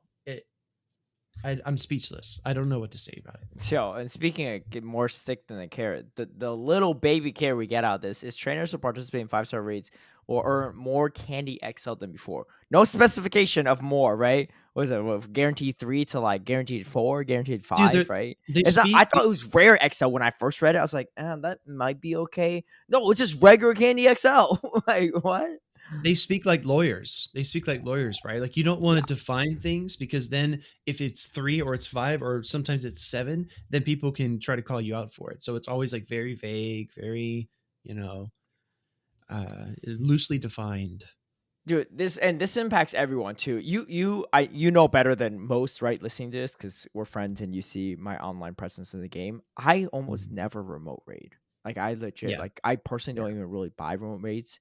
I just like go out and do them because I just like I'm not a big raider in general, right? And like for me, it's like takes more time than anything else. I'm not a lot of big raid groups and stuff like that. But I'll send raids right to friends and stuff like that. But this impacts everyone, right? Just because it doesn't impact my day to day, it does impact my day to day in some ways because there's a lot of rates I can't do. I live in LA and there's a lot of rates I can't do if like I legit can't do without remote raid people joining, right? And like Mhm. yes, 2017 up to 20 early 2020 was a different time period, but like you're just not going to be able to just revert everything. You hope that things are the same. Also, like it's different, right? When you drop legendary birds for the first time in 2017, yeah, people are going to drive around and do all this stuff. It's hype and stuff. It's first time, right? Yeah. When you're dropping Rayquaza, Kyogre, and Groudon for the 7th, 8th time, people are not going to go do them, right? Especially Primal Kyogre. How the heck are you going to take that out without remote raiders, right? That thing was a pain, right? Oh, Like dude, it's before you just go different. on, Yeah. I really love this post by PV Poke. I don't know Yeah. if you saw it or not. But Dude, I love you're everything probably people thinking, post, but yeah, me too. read it off. You're thinking of what I'm thinking of. So PV Poke, when this first came about, PV Poke posted on Twitter and said, "The fact is not lost on me that these changes were implemented after the primal reversions were released." So Niantic Mhm. was content with letting everybody raid these Pokemon remotely at this event that was exclusively in Las Vegas, right? That was fine, right? To let all the remote raiders just cash in on this brand new concept, this brand new Pokemon. I mean, dude, I remember when Celesteela was released. right? And you looked at Pokegenie, and there were 200,000 people in the queue. I can't Mhm. imagine what those numbers look like for the primals, right? Dude, again, how you even gonna do Celesteal now, right? Like I guess you get 5 remote raids per week now, but at a premium cost. See, right? That's the thing too. They're also increasing the prices. I don't understand, right? Like you're talk about the stick over the carrot. You brought a whole bat, Dude. right? Like this wasn't even like a branch. Dude, and again, if you think about it, like if Niantic wants to build up local communities, maybe they should be focusing more on building local communities than on like trying to nerf and destroy the global community. You know what I mean? Yeah, increase the carrot if you want to, right? Keep the remote Yeah. rate same. Actually, drop like more reasonable rare XL candies. Okay, well let's do a quick check, right? I said it right. I don't personally remote raid much, so safe to say I have done vast majority of my raids in person, and Yes. so in person raids supposedly have a higher counts a probability of dropping rare XL candy, right? Guess how many rare candy XLs I have? Well, I haven't spent a single one. Like I haven't dropped a single one to any legendary or mythical. you've got 50. No, I'm more than that. But 151, right? But still, 151. Okay. 151 after all these years of rating, right? And for however long they drop rare XLs. These are also I also got rare XLs from leveling up to level 50 and everything like that. I Yeah. haven't Yeah. spent a single one, and I'm barely halfway to maxing out a Pokemon to level 50. And if it's a shadow, I'm not even halfway. I'm not, and I literally still can't even make like a level 50 Zarude or Meloetta or whatever, right? Yeah. Or a legendary I'm not reading enough. Like Yeah. it's a joke, right? I have half of what you have. I have 74. Yeah, but So, again, like as someone that does a lot of in person raids too, it's still not like you might do a lot more remote raids than me, and there's nothing wrong with that. It's just like it just doesn't make sense, you know. and bro, here's the thing. You talk to VG players, you talk to TCG players, the barrier to entry to compete in Pokemon Go is already sky high. It's So high, grotesque. It's grotesque so how high high. the barrier is, right? Mm-hmm. And then you look at Master League. I mean, this kills Master League, right? Like if Niantic is tracking their player numbers over the season, they're going to look at Master League next season, and it's going to be a shadow of what it was in previous seasons. Dude, not even Master League, too, even Great Lake. Like our friend Frosted Caribou, right? She started playing Pokemon Go. She did her first Mhm. tournament in Fort Wayne. Uh, Dude, you know how many Mega Metacham raids she did, right? Metatypes aren't spawning in the wild much. How else is she gonna get yep. all those XLs? She did a ton of remote raids to do that, right? And I mean, props to her. It was still not an easy grind, and she knew it too. But she was able to at least have an avenue to do it, right? Like, how are Mhm. you gonna have that avenue now? It's just like impossible. Yeah, drive around for 8 hours a day trying to Looking catch for Metachams. Meditite? Yeah, like, looking for Yeah. like, it's just again, like, this is also really bad because you just encourage people to spoof, right? And to use scanners and maps and whatever that they don't want people doing. Like, I don't like the stick is so extreme that you're gonna just find ways around it, right? It's just like it's like when you deal with little kids, right? So unless if the punishment is so high, it gets to a point where instead of them doing the right thing, they just get better at being sneaky, right? Yeah. And Which I again, like have experience with. we could have even gone the frog in the pot method, right? Where things slowly change over time, The and then it frog in the starts. pot method? Have you ever heard that? I have not. You It's gotta explain this one. it's how so basically, how do you cook a frog, right? Because if you toss it into boiling water, it jumps out because it knows that it's too hot and it hurts, right? But if you put the frog in the pot and you gradually turn up the water over time, that's how you boil a frog, right? Wow, that's kinda Never done sinister, it. not gonna lie. Never done it. Look, I know I never done it, right? But maybe there should have been a more sinister approach here. Maybe over time you could slowly nerf the remote raid passes while also increasing the rewards for the in-person raid passes, right? And then over time, gradually people would say, you know what? At some tipping point, right? Maybe it's a month from now, maybe it's 6 months from now, a year from now. It's more cost effective to go out and play in person. And Niantic has just done such a good job of building back local communities. Maybe now it actually makes sense and I don't mind it. But instead, we're going 0 to 100, right? This is just popping in the clutch, and we're going 5 raid passes per day. And actually, Caleb, we're recording this on the 5th. That starts tomorrow. Yep, it does. Tomorrow. I don't know. I mean, yeah, that slow cook method is probably a little better than this quick flash burn method, but Flash bird. I don't know, man. We're I getting seared out here. usually they be saying like let them cook, but I don't want them to be cooking nothing. You know, don't cook Nah, nothing. get that chef out of there, man. Yeah. But we do have a hashtag here's Niantic trend again going. The last time around we had this was when they try to reduce the distance for Pokestop and gym interaction. Which honestly, Mhm. like I literally was able to do some raids that week when they got rid of it in North America as like a test run because like I literally couldn't get to some gyms. It was wild. And also huge Mhm. accessibility issues. Those same accessibility issues are still here. Yeah. Honestly, like I'd read the whole letter to you all, but just search hashtag here's Niantic, you'll find it on Twitter. Like you'll find it. Don't worry. Oh, yeah. And honestly, if you're listening to this, you probably already found it on Twitter, right?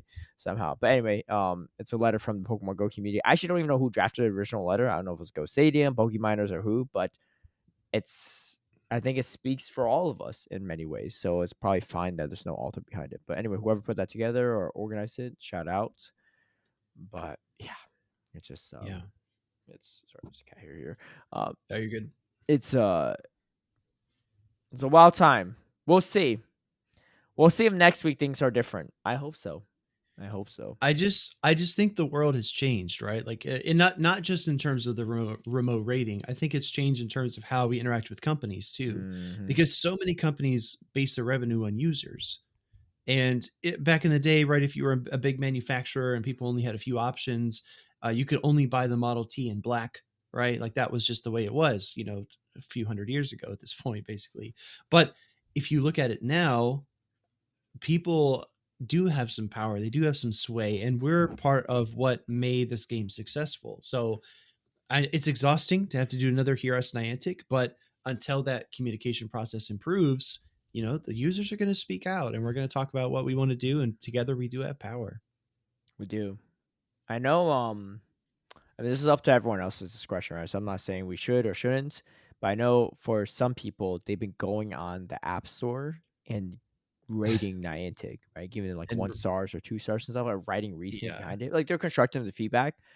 But that's what really hurts too, right? Like Hmm. a lot of app developers, they hate it when the rating tanks in the stores, right? And so that's a big thing for them for a lot of app Hmm. developers, and Yeah. that in itself might be enough. I mean, who knows? It's bad press. Let's just say it that way. Like it was bad press Yeah. the first time around we had to do this. Like we had Twitch rivals scheduled. I don't think you all knew this, but we literally were contacted to be a part of Twitch rivals like maybe a few weeks to a month before the first year I signed Niantic, and then Niantic decided to change the stop distance.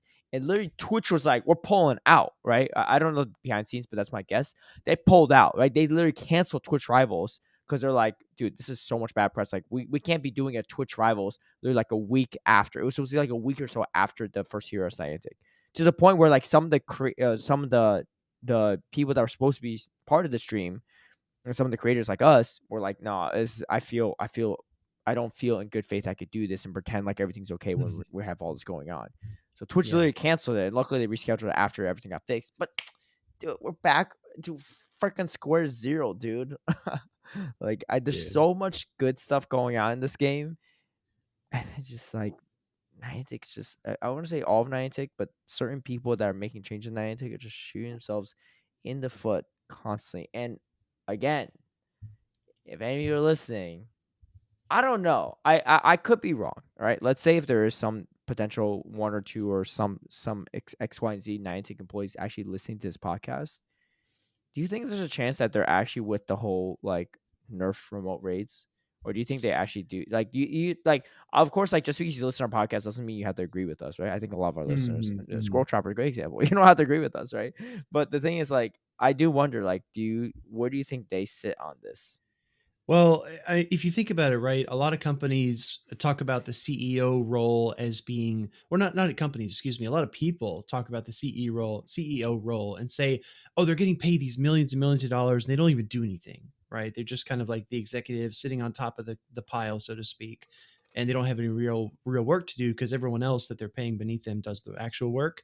That's true and also untrue because the CEO makes the decision for the direction of the company, Hmm. right? So what we're seeing here, if I had to guess, right, if we did an internal poll of all of Niantic right now, I feel like a large number of them would be opposed to this change. But it doesn't matter what everyone else says if the CEO and the leadership decides to take the company a certain direction, right? Yeah. And sometimes you have to trust in that, right? Some companies need to trust their CEO to pave a new frontier or develop a new product and take a risk or whatever it might be. But I feel like in this case, it's kind of not the right way to go about it, perhaps. A little bit rough. Yeah. I will share one last thing too. This was actually Sure. from Pokemon Go Hub. But this was actually shared with Go Hub by a Niantic community manager. So maybe some insight Okay. from within. All it said is amount of in-person tier 5 candy XL drops will increase significantly, with the goal being to make in-person rates more lucrative for XL candy, ensure continued and even wider participation in Master League, in quotes, right? From ensure to Mhm. Master League. The intent is to increase Master League participation by making level 50 Pokemon more accessible and require far fewer raid passes than before to level them up. The number of remote raids required to level up a single level 50 Pokemon will be significantly greater than in-person raids, at least with respect to Candy XL, a direct result of larger in-person XL drops. I mean, but the thing is, like, you're already limiting the amount of like it's if the candy. I'm just interjecting my own logic here. If you're increasing the candy XL in person versus remote raids, even if you don't have a limit on amount of remote raids per week, it's still going to take more raids, right? But you just can't even like it's like yeah, you could take the scenic route with the remote raids, or you could just do like the more efficient route and do the in person raids. But the problem is the scenic route, you can't even get to the final destination because you are limited on how many you can do, right? Like, I don't know. Anyway, and the last line is Niantic does not sell or share individualized player data with third-party sponsorship partners, and they don't ever plan to do so. Well, because I know some people are like, oh, we got to turn off Adventure Sync. We don't want them selling our data, blah, blah, blah. So, I mean, if that's the case, maybe how to really hurt them in their wallets is doing the app reviews because turning off Adventure Sync and all this other stuff and not scanning tasks may not actually do anything. But Yeah. I just again like I get their logic, but it's just like they're not thinking about the rationale here. Like I don't know how many raids I could really pull off without remote raids, dude. You know how many people I've raided with in person in my location since moving to LA, right? In my local neighborhood, For context, how long have you been in LA? June of 2022, So coming up on a year, coming up more on or a year. less. Yeah, 10 How months. many? You've done less than a dozen.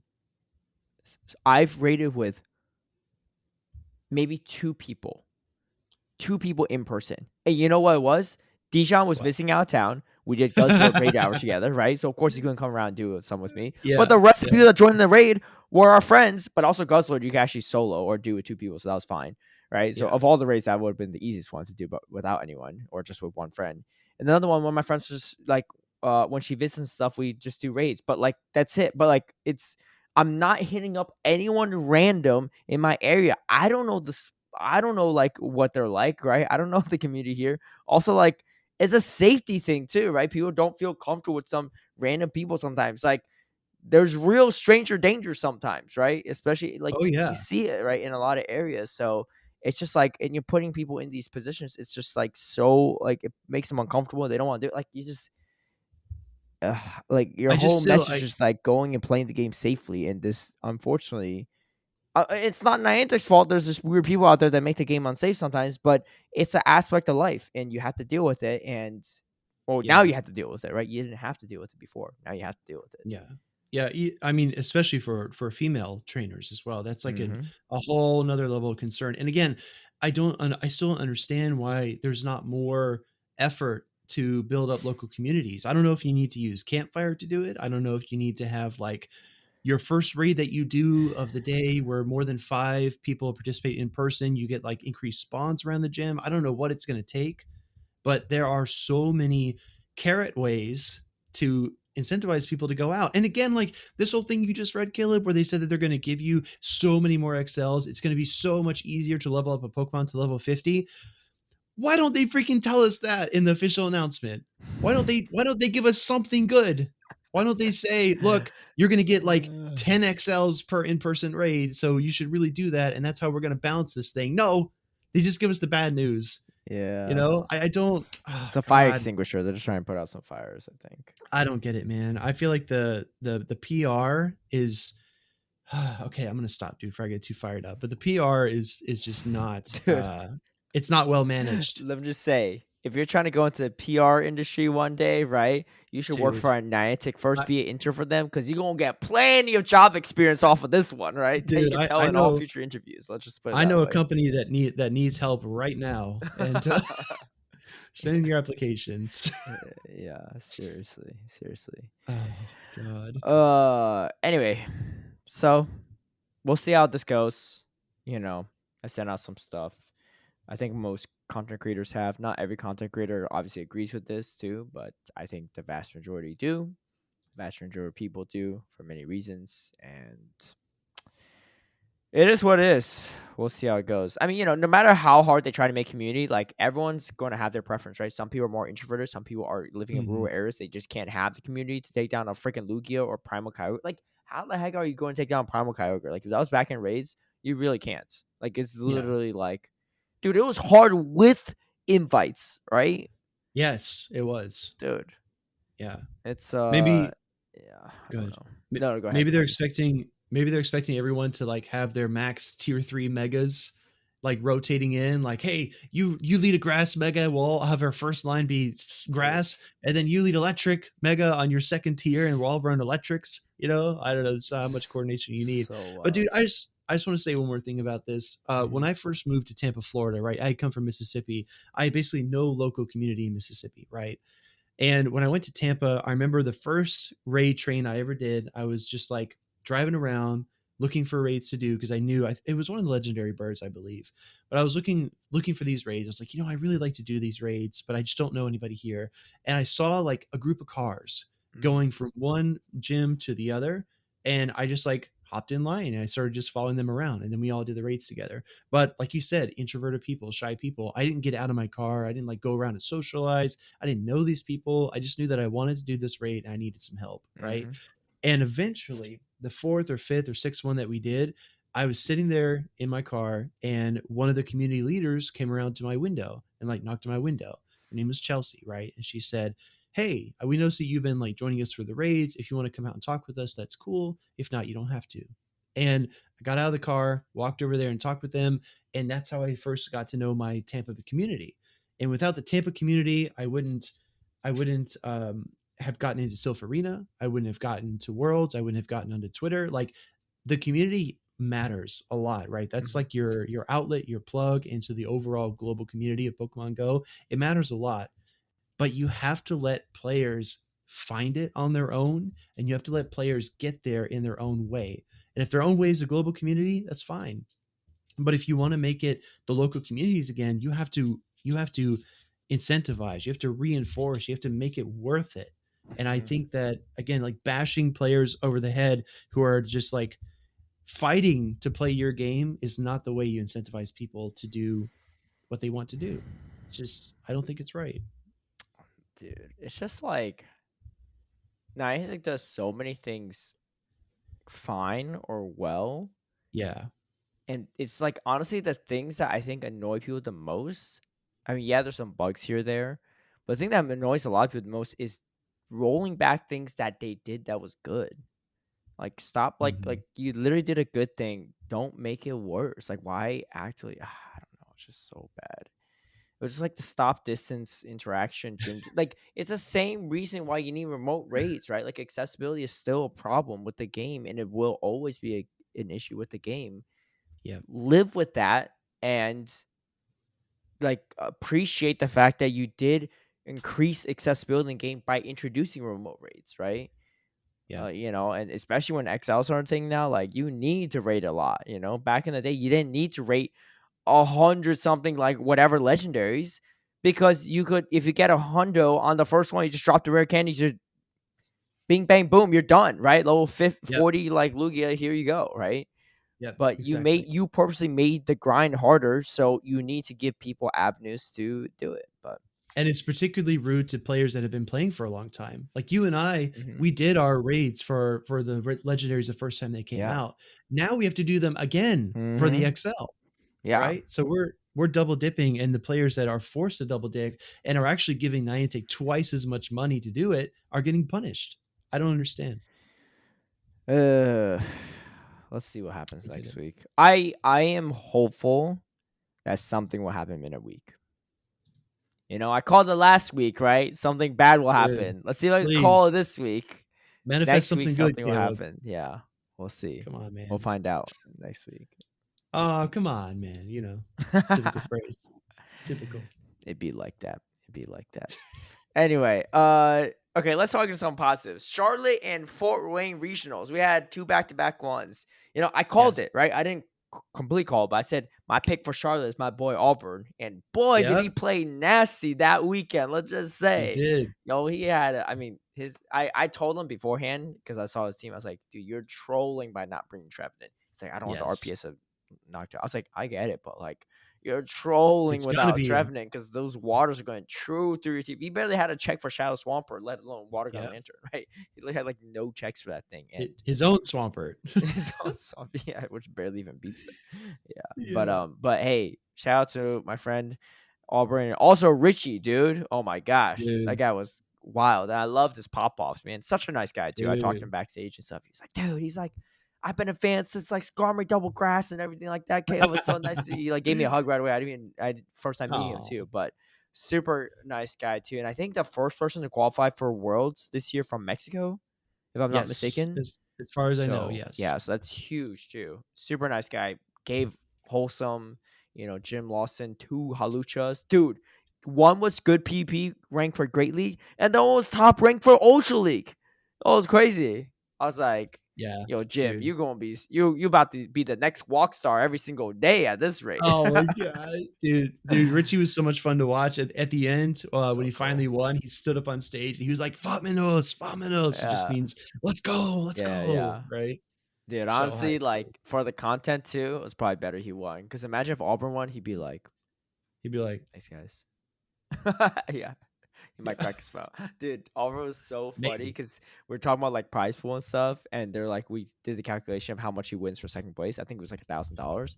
And yeah. he wrote in our group chat for our team chat. He's like, dang. I was like, if you told me I was getting $1,000 for winning second, I probably would have smiled. Oh, come on. What a savage, dude. I remember Yeah, one of the most savage moments when he was against Eat Strawberries in the losers bracket. Game number 2, he's right uh, up 1. He no bubbles an earthquake Swampert into Trevenant and hands the team sheet back to his opponent before the game's even over. He's just like, I already know who's gonna dude, win. Here you go, right? Like, dude, I don't even know if I it's a can't, BM. I mean, I guess no swine bubbles a BM. Technically, earthquake does more than Hydro Cannon in that situation, but dude. It was insane, right? And like Auburn again, one of the most consistent trainers in the world, especially in so Go good. Battle League. And seeing him succeed in Show 6 was just so Yeah, sick. honest, and yeah, it's been a year since, like, oh no, less than a year actually since Milwaukee, the first time he played in a regional, Mhm, and again mhm. he lost to Rise and someone else in the losers. But yeah, I mean, I feel like Yeah, he's only gotten better too. So it's good. I mean, he would yeah. honestly be in contention in my mind for one of the best trainers at NA if he went to more of these tournaments. It's just that he Oh, of hasn't been course. proved. He hasn't gone through it. But like literally, like you could literally see him in the bracket, and you're like, dude, there's no way he's losing to anyone but Richie at this point, right? Right? Like, um, like you could tell based on Exactly. how he was playing, like he just like was just his like skill level. No hate to anyone he battled, but it was like the skill difference was so wide. It was, I mean, talk about Mhm, Onion mhm. Frank, top tier trainer, 2-0's Onion Frank, right? On day one, Yeah, like it's nothing, right? yeah. Like this is not like some like scrub, right? Like how many times has Onion Frank hit like top of the GBL leaderboards, right? Yeah, And gone so to these I think tournaments and made top I cut. think one of the things that really separates Auburn is he's got incredible retention. Like he remembers so much of previous battles, and you could even see like he didn't display a lot of emotion, but you could watch his reactions like halfway throughout a game, and based on what like how he was moving and his body language, you could tell if he thought it was over or not. Yeah. Just based on like halfway through the match, he Hmm. already knew. Yeah. It's like Yeah. That's a sign Pretty of a good intense. trainer is they see the win condition and lose condition like far Yes. before anyone else, right? Way before. And again, like the only trainer that could beat him that day was Richie, and Richie was just unstoppable in his own way. Mm. He was really impressive. Yep. Exactly. Exactly. Uh, Speaking of finding win condition stuff, yo, Kimisui, man, dude, that Dude. kid's killing it, dude. Oh, Dude. dude, it's just tough, man. I feel like we're getting too old for this game. All these young kids are just steamrolling through the competition. Like I this kid was know. nuts, you know. I Talk about know like we it. used to call Arrow the Wonder Kid or one boy. Man, he about to be the Wonder Grandpa at this point compared to everyone else. Yo, Dude, shout I out to Arrow know. too, man. He ran the same team back to back weekends, running that weird ass team, right? And Super weird. he made it work, right? I give him props. I think going to I like I think like having a little spice is fine. Having too much spice is like overdoing it sometimes. But he overdid it, and it was he was cooking. He was cooking. And He I was say it all the cooking. time, like sometimes I don't think things will work. If I'm proven wrong, like I give you props, right? Same thing, right? If someone made Amphros work, I give him props. I just don't think it's gonna happen. I didn't think it was Yeah. gonna happen, but Arrow played really well. I mean, dude, throwing an energy ball against a freaking knocked out, expecting to catch on Zumro, like I think he didn't even need to do that because he's so far ahead at that point. But just Yeah. doing that and pulling it off, like he was on point, like he was Dude. in the flow. It's the confidence, right? Like Mm-hmm. Arrow will say it every tournament we've been to, right? He's like, I feel like I'm playing pretty good, man. I got a good chance. He says that every time. And he said it Gotta again believe. here, right? Yeah, You gotta believe. You gotta believe in gotta yourself. believe. Throwing that move right on the catch. And then again, like his confidence just shines through in everything that he does. And I'm super happy for him. A few other people still trying to get that qualification right, especially some of the younger guys that have been competing. But Caleb, dude, seriously, I wanted you to weigh in on this. I felt like that was our strongest top 8 all season. Do you agree or disagree? Dude, it was stacked. Yeah, yeah, it was, I I think. mean, just the quality of the At battles least in was North like, America. For the other yeah, regions, I mean, LAIC was stacked all around, right? it's true. Um, Very true. but yeah, no, definitely. There's a couple of people actually that have been to quite a few regionals. I'm curious to see if you take a guess at wait, let me see if I was like I definitely compiled the list and I'm just curious to see if you can guess how many who's the highest like attendance rate. Um Wait, do you mean like in terms of regions? yeah, who's attended the most amount? Oh, Europe for sure. No, most amount of regionals, Oh, I see what you're like saying. players, Wait, yeah. you have data on that? Well, I just did like a manual like computation. Oh, dude, that's sick. Uh Let me see. If I had to guess, it's gonna be Onion Frank. I think it's Arrow. He's Arrow gone has been to to the most. 7, I think. I actually didn't type in the number. I just had the placement. Yeah. I Holy think he's been cow! to 7. So again, perseverance, right? Guess Yeah. who's number 2? This one when I say it, you'll realize it, but you would not guess it, I think. NA Number trainer. two. They've been to a Number lot of these, two. right? It's second only to Arrow, I think, or maybe tied with Arrow. Yeah. Wadaj. No. It's Wadash is actually number 6 on the list. Wadash might be tied with a couple What? people, yeah. Okay. I'm kind of at a loss. Who is it? FL Bastion user. Meteor? Meteor Fallion, baby. No, dude. Really? Bastion Shadow Vic. Second highest Holy attendance rate. cow. Third is actually Holy Onion Frank. Fourth is actually Basix from Europe. And then really? fifth is Khaleesi Fitzy. Maybe some of these might be tied with each other too. Yeah.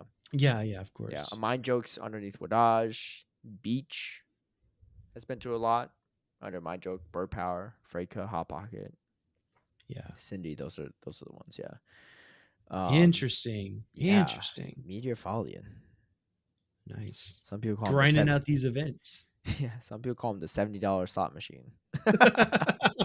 Oh Dude, my shout out though, goodness. man. That guy, like, I get props, dude. Like, he brings Shadow Vic and Bastion, and he actually brings those to the battles. That's no bench pressure. That's real Mhm. pressure, right? And Yeah. he knows how to play that line probably better than anyone. And he's reached day 2 several times with it. So Yes. I think just once this season. just once this Baltimore. I season? think just Okay. Baltimore. I Oh no, felt like just it was Peoria. Sorry, just Peoria. Peoria. Okay, yeah, yeah, Yeah. yeah. But he's come close, I think, to in a couple other ones. Yeah. He took a game off of Magic Mason in Toronto. Because I was talking to Magic Ah, Mason in Fort Wayne. I was talking about Meteor Fallion. He's like, dude, he's like, that guy, like, I thought it was just bench pressure, and I lost game 1 against him because he actually brought it. I was like, yeah. I was like, that guy's legit. Like, he actually will bring shoot. Bastion. You know, me playing Bastion, like, it's mostly bench pressure a lot of times. I'll sprinkle in here or Yeah. there. Dude, Yeah. like, he's not sprinkling in. Like, It's that thing's the whole cupcake, you know? Like, the sprinkles is the metacham. Oh my goodness. Yeah, yeah, Yeah. yeah. Anyway, what a Holy fun crap. time. It was a great time. Oh, dude, let me just briefly recap people on my Fort Wayne travels, if we Oh, can, just dude. because that This is was, good. yeah, this is wild. You finally have a travel story for a change Yeah, instead of yeah, me. and trust me, I was overdue compared to your travel stories. I mean, some of yours was self-caused, but a lot of yours was like also like not self-caused. Like forgetting your passport, it's kind of on you, Y- right? Yeah, But but like your NAIC travels, dude. dude, that was rough, right? Butters had an NAIC version for this weekend. Yeah, So yeah. So what happened is we're showing up, and myself and Butters and a few other people were supposed to fly in and land on Friday night at Fort Wayne, right? Some people got there earlier, like Jim, I think, got in the afternoon stuff. I mean, they had shorter flights, and you got there actually a day before, right? So you yeah, were set, right? That was a I did. play. But we're supposed to get there Friday night, and I'm at my layover, right? So I'm going from LA to Minneapolis, and then Minneapolis to Fort Wayne. And then Butters is going from like West Coast, probably San Francisco, wherever he's flying from, to Chicago, and then Chicago to Fort Wayne. He's at Chicago with Joe Brown, our co-caster from VGC, and Adam Watson, our co-caster from TCG, right? They're all there. Yeah. And their flight to Fort Wayne completely delayed and then just eventually gets canceled. And they're like, oh, like it's like about 5.5 hour drive. Let's get a rental and just drive down, right? They couldn't get rentals because there's tornado warnings everywhere. So they literally couldn't even rent a car. So they literally had to crash for the night, and they fly out the next day at 10 a.m., which also 1 hour behind Fort Wayne, too. So they're checking to fly out like 11 a.m. Fort Wayne time. By the time they land, dude, day Yes. one's almost over, right? Yep. And I was Yep. like, oh, dude, that sucks, right? That's really sucks. Inclement weather, right? Oh, inclement weather at Fort Wayne. So they had tornado warnings and stuff. They might have bad weather in Chicago as well, on top of that. Yeah. Yeah, because that storm was going through all of the Midwest. I'm in Minneapolis. I'm like, yeah, it's kind of chilly outside. It's looking like it's like kind of rainy / snowy / hail. But Yeah. if we can take off, we should be fine, right? Like, we just gotta get there before tornadoes. Our flight It's gets gotta delayed a couple times because the pilot's running late for whatever reason. Like, the pilot's like not there. It's like, oh, our pilot's on their way. I'm like, Okay. dude, all right. Kind of hard to fly without a Yeah, pilot. But yeah. I was like, dude, why can't you be on time for your job? Like, if I was an hour and a half late, like, what the heck? Like, the guy was like literally an hour and a half late. I don't know why. He wasn't coming off another plane. I think he was just, oh, he's stuck in traffic. Like, it's Minneapolis, right? Is there that much traffic? I don't know. Maybe I'm not super familiar with the area. But for whatever reason, the pilot's late, so we get delayed because of that. We get on the plane finally, right? I'm texting like our production team, be like, "Oh, like I'm still on the way," like whatever, blah blah blah. All right, okay, our friend Major Bowman Jake, VGC caster, is also departing from some other Midwest city that's also like an hour away. Him and I board are playing one about the same time. He's like, I'm about to take off. I'm like, me too, right? I'll be there soon, right? I'll be there tonight. I'm just worried about like trying to get someplace to eat right when I land. I'm like, I'm gonna land at like 10 o'clock or so, like 10 p.m., maybe 11 p.m. Hopefully I can just order something, right, to eat because I would be hungry, right? Because I haven't eaten anything since breakfast, right? And so I could get some rest and whatever. It's about to be my birthday too, right? Like midnight that night was about to be my birthday. I was like, I don't just want to get there before my birthday. I could just chill and stuff, right? I don't mind working on my birthday. I think it's fine to be around Pokemon people on my birthday. Like, hey man, that's a lot of our friends anyway, right? I don't mind yeah, that. of course. But I just want to be there. I'm on the plane, and then they're like, we gotta de-ice the plane real quick because there's like snow and everything on it and ice on the windows. I'm like, all right, they're de-icing it, they're spraying all this stuff on it. And then they're like, it's like an hour, like it's like 30 minutes, an hour later, they're like, the de-icer truck like broke midway, so we had to call another truck. Like, all right, call another truck, right? Truck comes, right? And it's getting colder and colder, and like, and it's getting snowier, right? But it's like getting evening time, so it's obviously not as warm. Other de-ice truck comes and spraying stuff and stuff like that. They're like, all right, we're about to take off soon. We're just like next on runway. 45 minutes later, they're like, oh, yeah, no, we're gonna have to replow the runway because we waited so long that like it got like iced over again. I was like, what? All right, so waiting for a replow. And then finally, they're like, actually, we're gonna take another runway because it's taking too long to replow. So we're about to be queue up soon. We're like third in queue, right? Like just get ready, right? Sorry for the delay, dude. Jake, Major Bowman already lands in Fort Wayne, and I'm still on the runway, right? I'm like, what is going on? Dude, I'm on this run for 2.5, 3 hours in the plane, right? Luckily, they For a upgraded me to 1-hour Comfort flight? Plus. But yeah, literally just sitting there. I'm like running out of things to watch on Netflix, right? I'm like, what is going on? I have my phone on airplane mode for the longest time because I keep thinking we're about to take off. I keep taking off, and people are like, "Where you at?" I'm like, "I'm still in Minneapolis." They're like, "What?" I'm like, "Did you land yet?" I'm like, "No, I haven't moved." It's a 1 hour flight, right?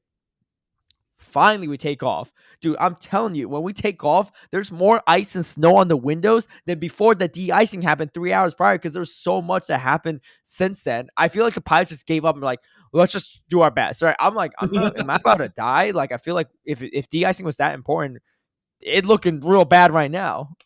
So anyway, um, yeah, so that happens. We finally take off, right? We finally take off uh and I take a nap, right? I'm like exhausted at this point. I wake up, we land, and I open my phone. I'm like, damn, I was like, it's midnight? That's like probably midnight. I was like, well, at least I got to Fort Wayne, right? And so my friend Dijon texts me, right? He's like, hey, let me know when you land. I was like, hey, I'm here. Just got to Fort Wayne. He's like, you're at Fort Wayne? I was like, yeah, why? He's like, I'm pretty sure you're in Detroit. I was like, what do you mean? I took a flight to Fort Wayne. Why would we be in Detroit? He's like, dude, I'm literally checking your online flight status. I'm pretty sure this is the only flight that you possibly could be on from Minneapolis to Fort Wayne, and it says they reroute your plane to Detroit. I was like, hold up, what? Because I fell asleep, right? I didn't hear any announcements. I opened Google Maps. I zoom out. I'm in freaking Detroit. I'm like 2.5 hours drive to Fort Wayne. I was like, what the heck? And I find out because all the inclement weather and stuff, it got bad. Because I was talking to you and Wholesome before I took off. You all said like the weather's not too bad, right? But I think by the time Yeah. that time rolled around, the hurricanes were picking up. Dude, if only we didn't de-ice for 3 hours so the pilot showed up an hour and a half early or like on time, I would have got there, right? Because Jake obviously was able to land their plane, right, on time. So clearly, Yeah. what's like if we just left on time or whatever, it would have been fine. But because of all the delays and all the other stuff, it took forever. I get off the plane. I'm like, dude, how am I gonna get there? Dijon's like, dude, I don't know. And then they're like, maybe they'll try to fly you out still on the same plane. No, they're like, we're laying the plane for today. We won't leave until 10 a.m. tomorrow. Which again, also same situation. I would be leaving technically 11 a.m. Fort Wayne time, and I'd be late again. I'm like, dude, I can't leave Speedy and Wholesome by themselves. Right? 3 people commentating is one thing. 2 people is like near impossible because you need someone to commentate with, but you need someone backstage doing all the admin work. Also, All the you need some teams. type of Yeah. talking breaks, right? Like, there's just no way, right? You could do two.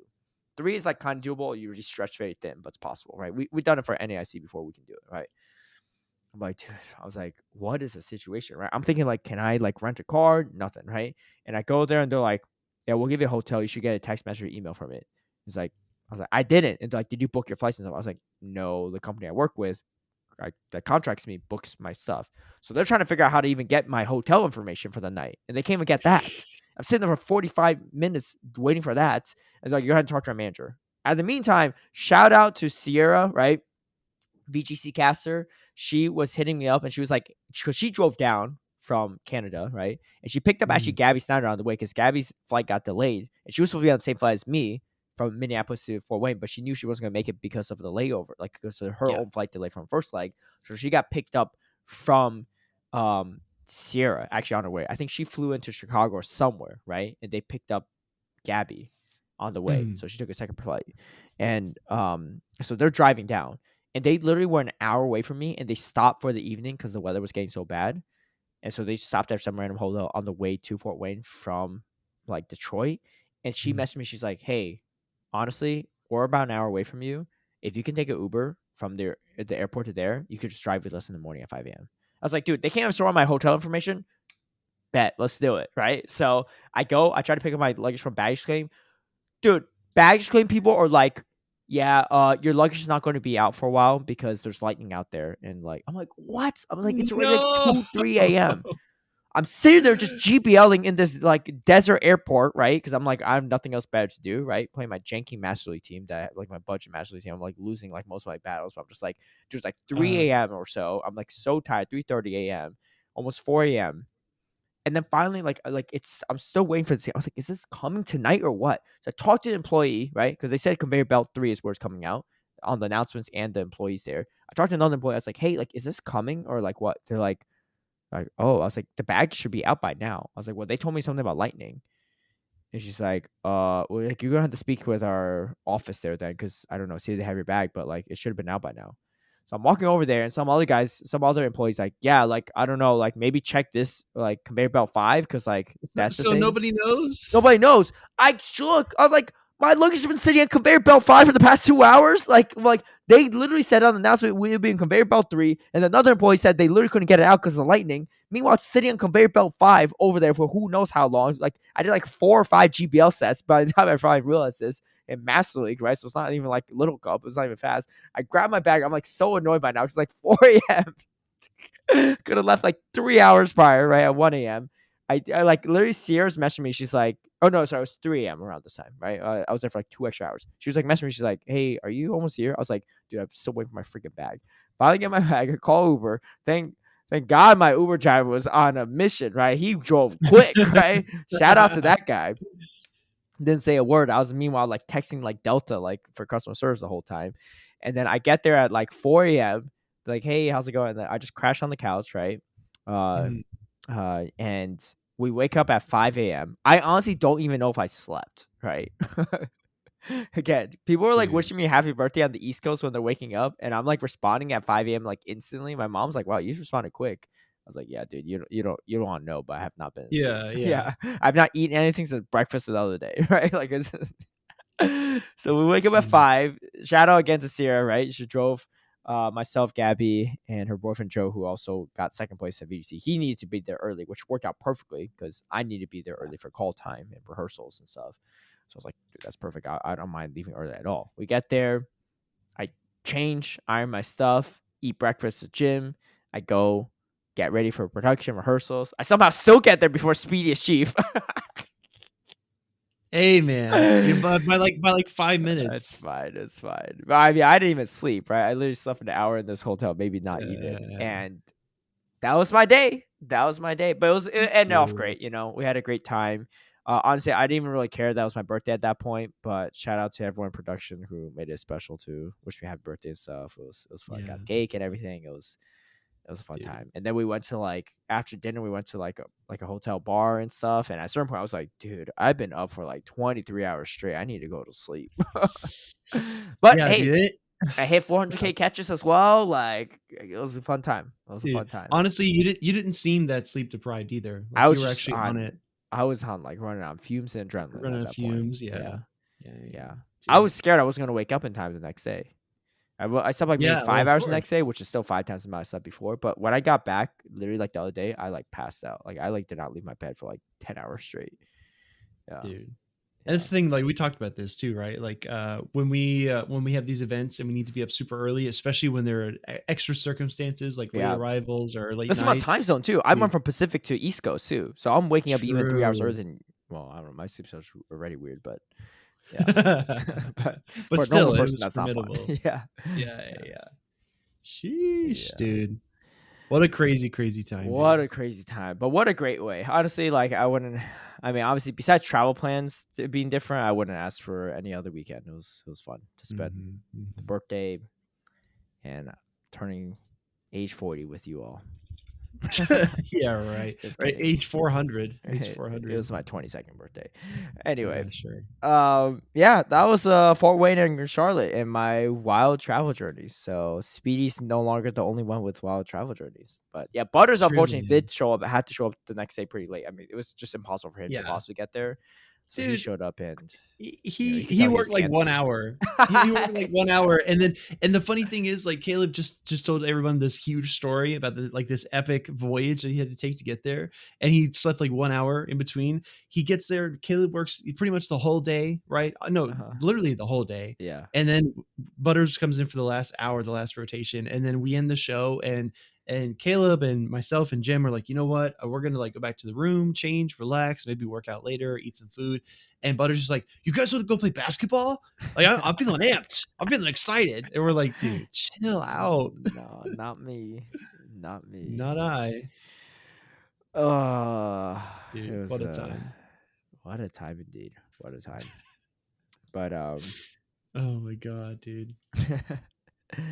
we'll maybe talk about the play Pokemon changes next week. The Sure, championship yeah. points, yeah, because we're running a little low on time here too. Maybe we'll talk about the T segment next time too, because Dude, it's we not. It's already not.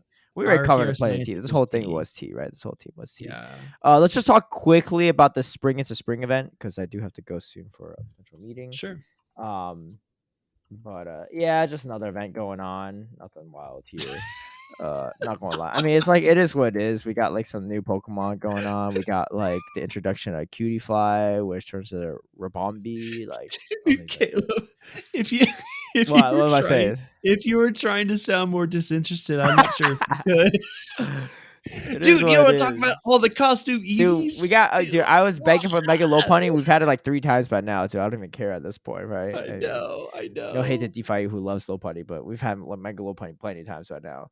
Again, we've had Dude, all these Flower Crown things forever too, like Flower Crown Eevee, like and Flower Crown yeah. Chansey and Togetic. Like what? It, What do it we need these almost for? it almost feels like this content is a bit recycled and we need some new stuff. Anyone Yep. from Niantic listening? Yep. Hello. Yep. 2 times event bonus, 2 times candy for catching. Like, okay, no surprise. But 1/2 hatch distance for eggs, and then lucky eggs activated during the event will last for 1 hour. Well, good thing I'm stocking up all these Pidgeys and stuff to massive all, but I don't think anyone else cares about Hey. that 1 hour thing besides me. And even then, I don't care that much. But anyway, research encounters, Flower Crown, Pikachu, Chansey, Eevee, Togetic. It is what it is. Riolu are in 2 kilometer eggs. I will say that that's kind of nice because that's a much easier way to Mhm. hatch Riolu. That's probably the biggest perk of this event, I think. Yeah, it's a bunch of egg hatching stuff. I don't know how you are buying a bunch of incubators, but this will last until the 10th. So that was about it. That was about it. Mhm. Anything else you want to say about this event? I watched a bit of a video. Homeslice Henry used the cutie fly In Little evolution Cup? in Oh, no, oh. he did some practice battles with Okay, patrons. gotcha. I think is how he got the battles done. Yeah, yeah. But it's got Fairy Wind, Bug Buzz, and another hard hitting move. Ribombi Okay. is the name of it. Yeah. And actually, it actually looked kind of fun. Like it's got a super high attack stat. It hits really hard. It basically like one shotted Deoxys with Bug Buzz, which is pretty cool. Really? Yeah, I don't think it'll be good in competitive, right? It's That's what I think. 136 attack is super high Oh, yeah. No for this kidding. Pokemon. Bug Buzz does 79% to a Deoxys, so after the Fairy Winds, you basically one shot it. Oh, But it's dude, it's got got all Dazzling Gleam, nukes too. Yeah. It's all ranked nukes. 677. Yeah, it's got a lot of weaknesses, right? Bug and Fairy. We took what? Fire, Flying, Poison, Rock, weak to Steel. It's We weak to a retail a lot of lot. things. It also resists quite a few things too at the same end. That's fair. Yeah, it resists. We So double it's weak to resist fire. fire, flying, poison, rock, steel, but it Yeah. resists fighting, dragon, ground, grass, dark, and bug. Yeah, which is nothing to scoff at. It's Yeah, actually nice it's spread. just I think it's probably stat progress is pretty rough. Yeah. Beats It's only Obscune, 16 Altaria, Pokemon. Scrafty, Umbra, and Swampert somehow. Yeah, it's less it's less bulky than Trev. I'll say How does that. it beat Swampert? Like, doesn't Swampert just one shot with a Hydro Cannon? Like, I don't even know how that works. Hydro Cannon does about 64%. Oh, so it's not that classy. So It loses the 2 shields, so but yeah, it's straight bug buzzes to win, but it's only 3 turns different. So if the Swampert has 2 mud shots, you're SOL, as they should I say. run in Hartford, Connecticut? Oh, dude, you're not gonna do that. Come on. You Come never on. know. You never know. I'm gonna run Dude. some wild stuff. Ooh, need to see that. To end it off, let's take a look at how many registrations. There's 128 when it started. I'm curious. Maybe Dude. there'll be more since then. This is the last thing I'll leave you with the Ribombi thing. Mhm. It's actually almost identical to Alolan Raichu. Both have about 136 attack, about 100 to 110 defense, and their stamina is like 108 to 115. Oh, okay. So it's like identical to Aichu. It's still 128. I hope they didn't cap at 128. I hope not. Everyone's saying 256, but I guess we'll find out more by the time this episode drops. Yeah. So we shall see. Oh, one last question I was going to ask you. Yeah, go for it. Master League's not been treating me well, and I ain't spending no like 400k dust making a freaking Bronzor for a little league. Nope. What's your elo at? Dude, I have not played since before I left Mexico. So I'm still like veteran, like 2,500. Dude, this is a close race. I'm veteran too. I'm 2570. Dude. There's people hitting legend. I'm We're actually quite 2572. close. Yeah. This Yeah. is I might get my hair permed. Dude, we'll see. I don't know. I still need to step it up. I haven't played GBL in like 4 or 5 days. Well, you're not really missing out much, man. These cups have been wild. I mean, I think Master League can be fun if you have the resources. I've been running some Yeah. stupid stuff. Yeah. I Yeah, don't know. but We'll see. all right, okay. Well, I guess the race is on. Oh, that does it about for us. Thank you all for joining in. Hopefully this didn't sound too doom and gloomy, but we want to be honest with you on how we feel, You cursed and us, Caleb. we got to be honest. Cursed us all. Hey, there might be some fellow Niantic staffers listening, and they want to hear our opinions on this too, right? Yeah. But I am hopeful. One last thing I will say, related to the shadow vent. I was kind of lazy about it, right? I was like, how do you bank a radar, right? How do you bank a radar for it? Because right now you can't bank radars like you used to. So here's how Yeah. you do it. Apparently, what you need to do, and I'll send you a picture of this graphic too. It's Okay. kind of too long to post on the YouTube version, but essentially what you do is they used to be able to bank radars, like super radars. You can't do that anymore. The only way you bank it now is you have to, if you get that shadow quest line, you cannot get past the first page. Do not complete the first page. And you have to leave at least one encounter or like one reward around, right? Unclaimed. You have to leave at least one reward unclaimed. You can finish the quest line Okay. because you should walk, earn 2 candies with your Pokemon, defeat 3 shadow Pokemon, stuff like that. Purify 1 Pokemon, stuff like that, right? But you can't get past it. And that way, when the next time there's a rock event that comes around, that next quest line will start if you're still on page 1 of the Oh, previous okay. months or So you previous stack whatever. the quest You lines. That's how stack you the do it. quest line because you Oh. can't possibly stack the actual radar anymore without completing the quest. So you stack the quest line so that, let's say, if you want Reggie Rock comes around, you do all your quest lines all at once and you spend all your radars at once. That's how you do it. So Interesting. I Okay. finally read up on it, but I finally figured out how to do it, but it was like it was like during this past Rocket event, and I trolled so hard that I did not do my previous radars event because I was already on step 5, right? So I couldn't bank it. So I need to finish that one to do this one, right? Because I didn't know about this until recently. Yeah. So I'm literally at Fort Wayne with Butters backstage. I'm like, dude, watch what I'm catching right. He's like, Shadow Regice. I was like, the rock event's over. I was like, Butters, I trolled so hard, man. Like, I need to clear this one, and I don't think I get the research for the last one because the rocket shadow event's over, right? The week or so event we had. Thankfully, Niantic coded it so that you still get the new research after you complete it. So I didn't lose out of entire like Giovanni radar. I do have a Shadow Regice still, but I was stuck with a Shadow Regice the moment I started the last quest line anyway. So right now I'm back to having like 2 radars banked. So I could get a max of 3 Regirocks if I want to. I don't know if I really want to or not. Regirock is just like, I don't know. Yeah, I think it's the best of the trio. It is the best of the trio, but like, is it like really worthwhile to have more than one? I don't know. Yeah. Well, I think that's a huge treat for everybody that stayed until the end. We're like just over 2 hours in.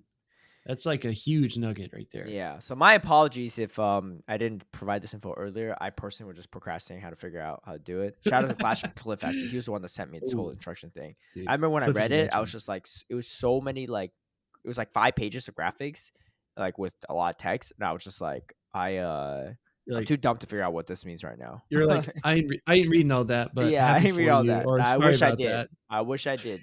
My apologies, Cliff. Thank you for providing it. I think by the time he sent it to me, I actually already went past the first page anyway, so it is what it is. Yeah. But so that's what you do. You stay on the first page. So next time the shadow event rolls around, stay on the first page and just like complete the thing as you go along if you want like some legendary. But again, minimum IVs is like 555 or 666 or whatever it is. Like, it just makes Reggies really bad too. Like, the best Reggie you get is like a 51515 or 61515 or something like that. Yeah. Like, And you can't trade reroll, obviously. So yeah.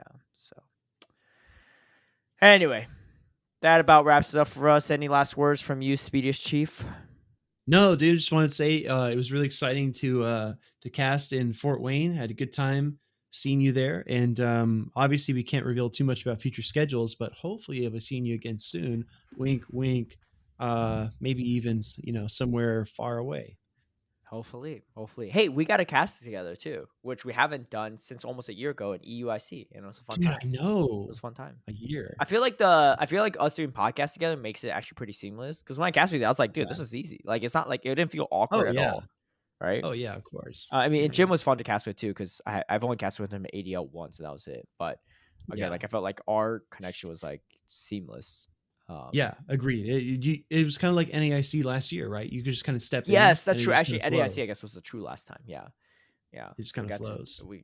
so I got lucky. I got to cast with everyone that weekend. I guess. Yeah, Yeah. yeah, which is So sick. that's Dude, cool. Jim is actually really good. Oh, Like he's I great. know Yeah. Oh no. he's His very commentary is good. good. He's very composed too. Like, people don't know Yeah, this, but at Charlotte, he had really bad like allergies, like seasonal allergies with the pollen, whatever there, and he was like just on death's door. Not really, like not that severe, but he was like dying. Like he was very congested. yeah, He had to blow his nose a lot. He felt awful, right? Especially on day one. yeah, And I was telling him, I was like, dude, I couldn't even tell, right? I could yeah. not even tell. He's Exactly. yeah, True but professional. exactly. Dude, his fits are Nice, also wild. Dude, I'm dude. I hitting up my suit know. guy this Friday, man. I'm telling you, my suit guy, he's only open from Friday till Monday these days for some Uh, reason. And I had back-to-back regionals. So I couldn't go 2 weeks ago in Charlotte. I couldn't go last weekend in Fort Wayne. I need to upgrade my suits, right? I'm going to my yeah. suit guy. I'm getting at least 2 All suits right. because Jim Lawson, wholesome underscore, has like 14 suits right now and counting. Dude, he literally had I 12 in know, Vancouver. He's already up 2 more since then. dude. Man's a madman. He's He even has is. Pokemon pins to match his suit. Like it's Dude, he had the he's our Pokemon fashion icon, dude, you man. get the rock golden chain, right? I'm lucky I didn't have to sit next to him most of the weekend. You had to, right? I'm like, dude, I'm looking bad, right? I Dude, usually got one of like two these butters next to me, like ain't no problem, right? That guy's just doing his thing, right? He's more worried dude, one about of the these pin game than the times suit game, which is fine with we, me. we all need to show up wearing turtlenecks like Jim to one of these regionals, dude. That'd be so funny. I need to try. I haven't worn turtleneck since I was a kid, so I need to Yeah. try that. Yeah. Fun story. When I was a kid, I thought I looked so cool in a turtleneck. I had a bright orange one and a bright white one. I probably look like a clown, but I thought it looked so cool. So we'll see. Hey man, Maybe. it's all about the confidence. That's what it's about. Yeah, dude. I was gonna say it's kind of getting warmer here, so I won't wear it at home. But like, it's actually kind of cold still in LA. I don't know, dude. Weather Right. this year is climate change or what, but something's bad. It's whack, yeah. Yeah. Guess the weather in LA right now. It is 11 Um a.m. 11 it's 11. 55 degrees. Oh no, it's a little too much. 64. 64. Okay. 64 is Well, still pretty shoot, chilly. It's supposed to be like 70 something all year round, right? It's LA. yeah, yeah, yeah. Well, you're just a few degrees off. You'll warm up, I'm Yeah, sure. yeah. Anyway, that's been us. Thank you all for joining. We'll catch you all next time. Hopefully next time I'm a profit once again and Niantic fixes everything or reverses everything back to normal for at least remote rates. We'll see how it goes. Please. We'll see how it goes. Please. Anyway, catch you all later and have a good one. Peace. See ya.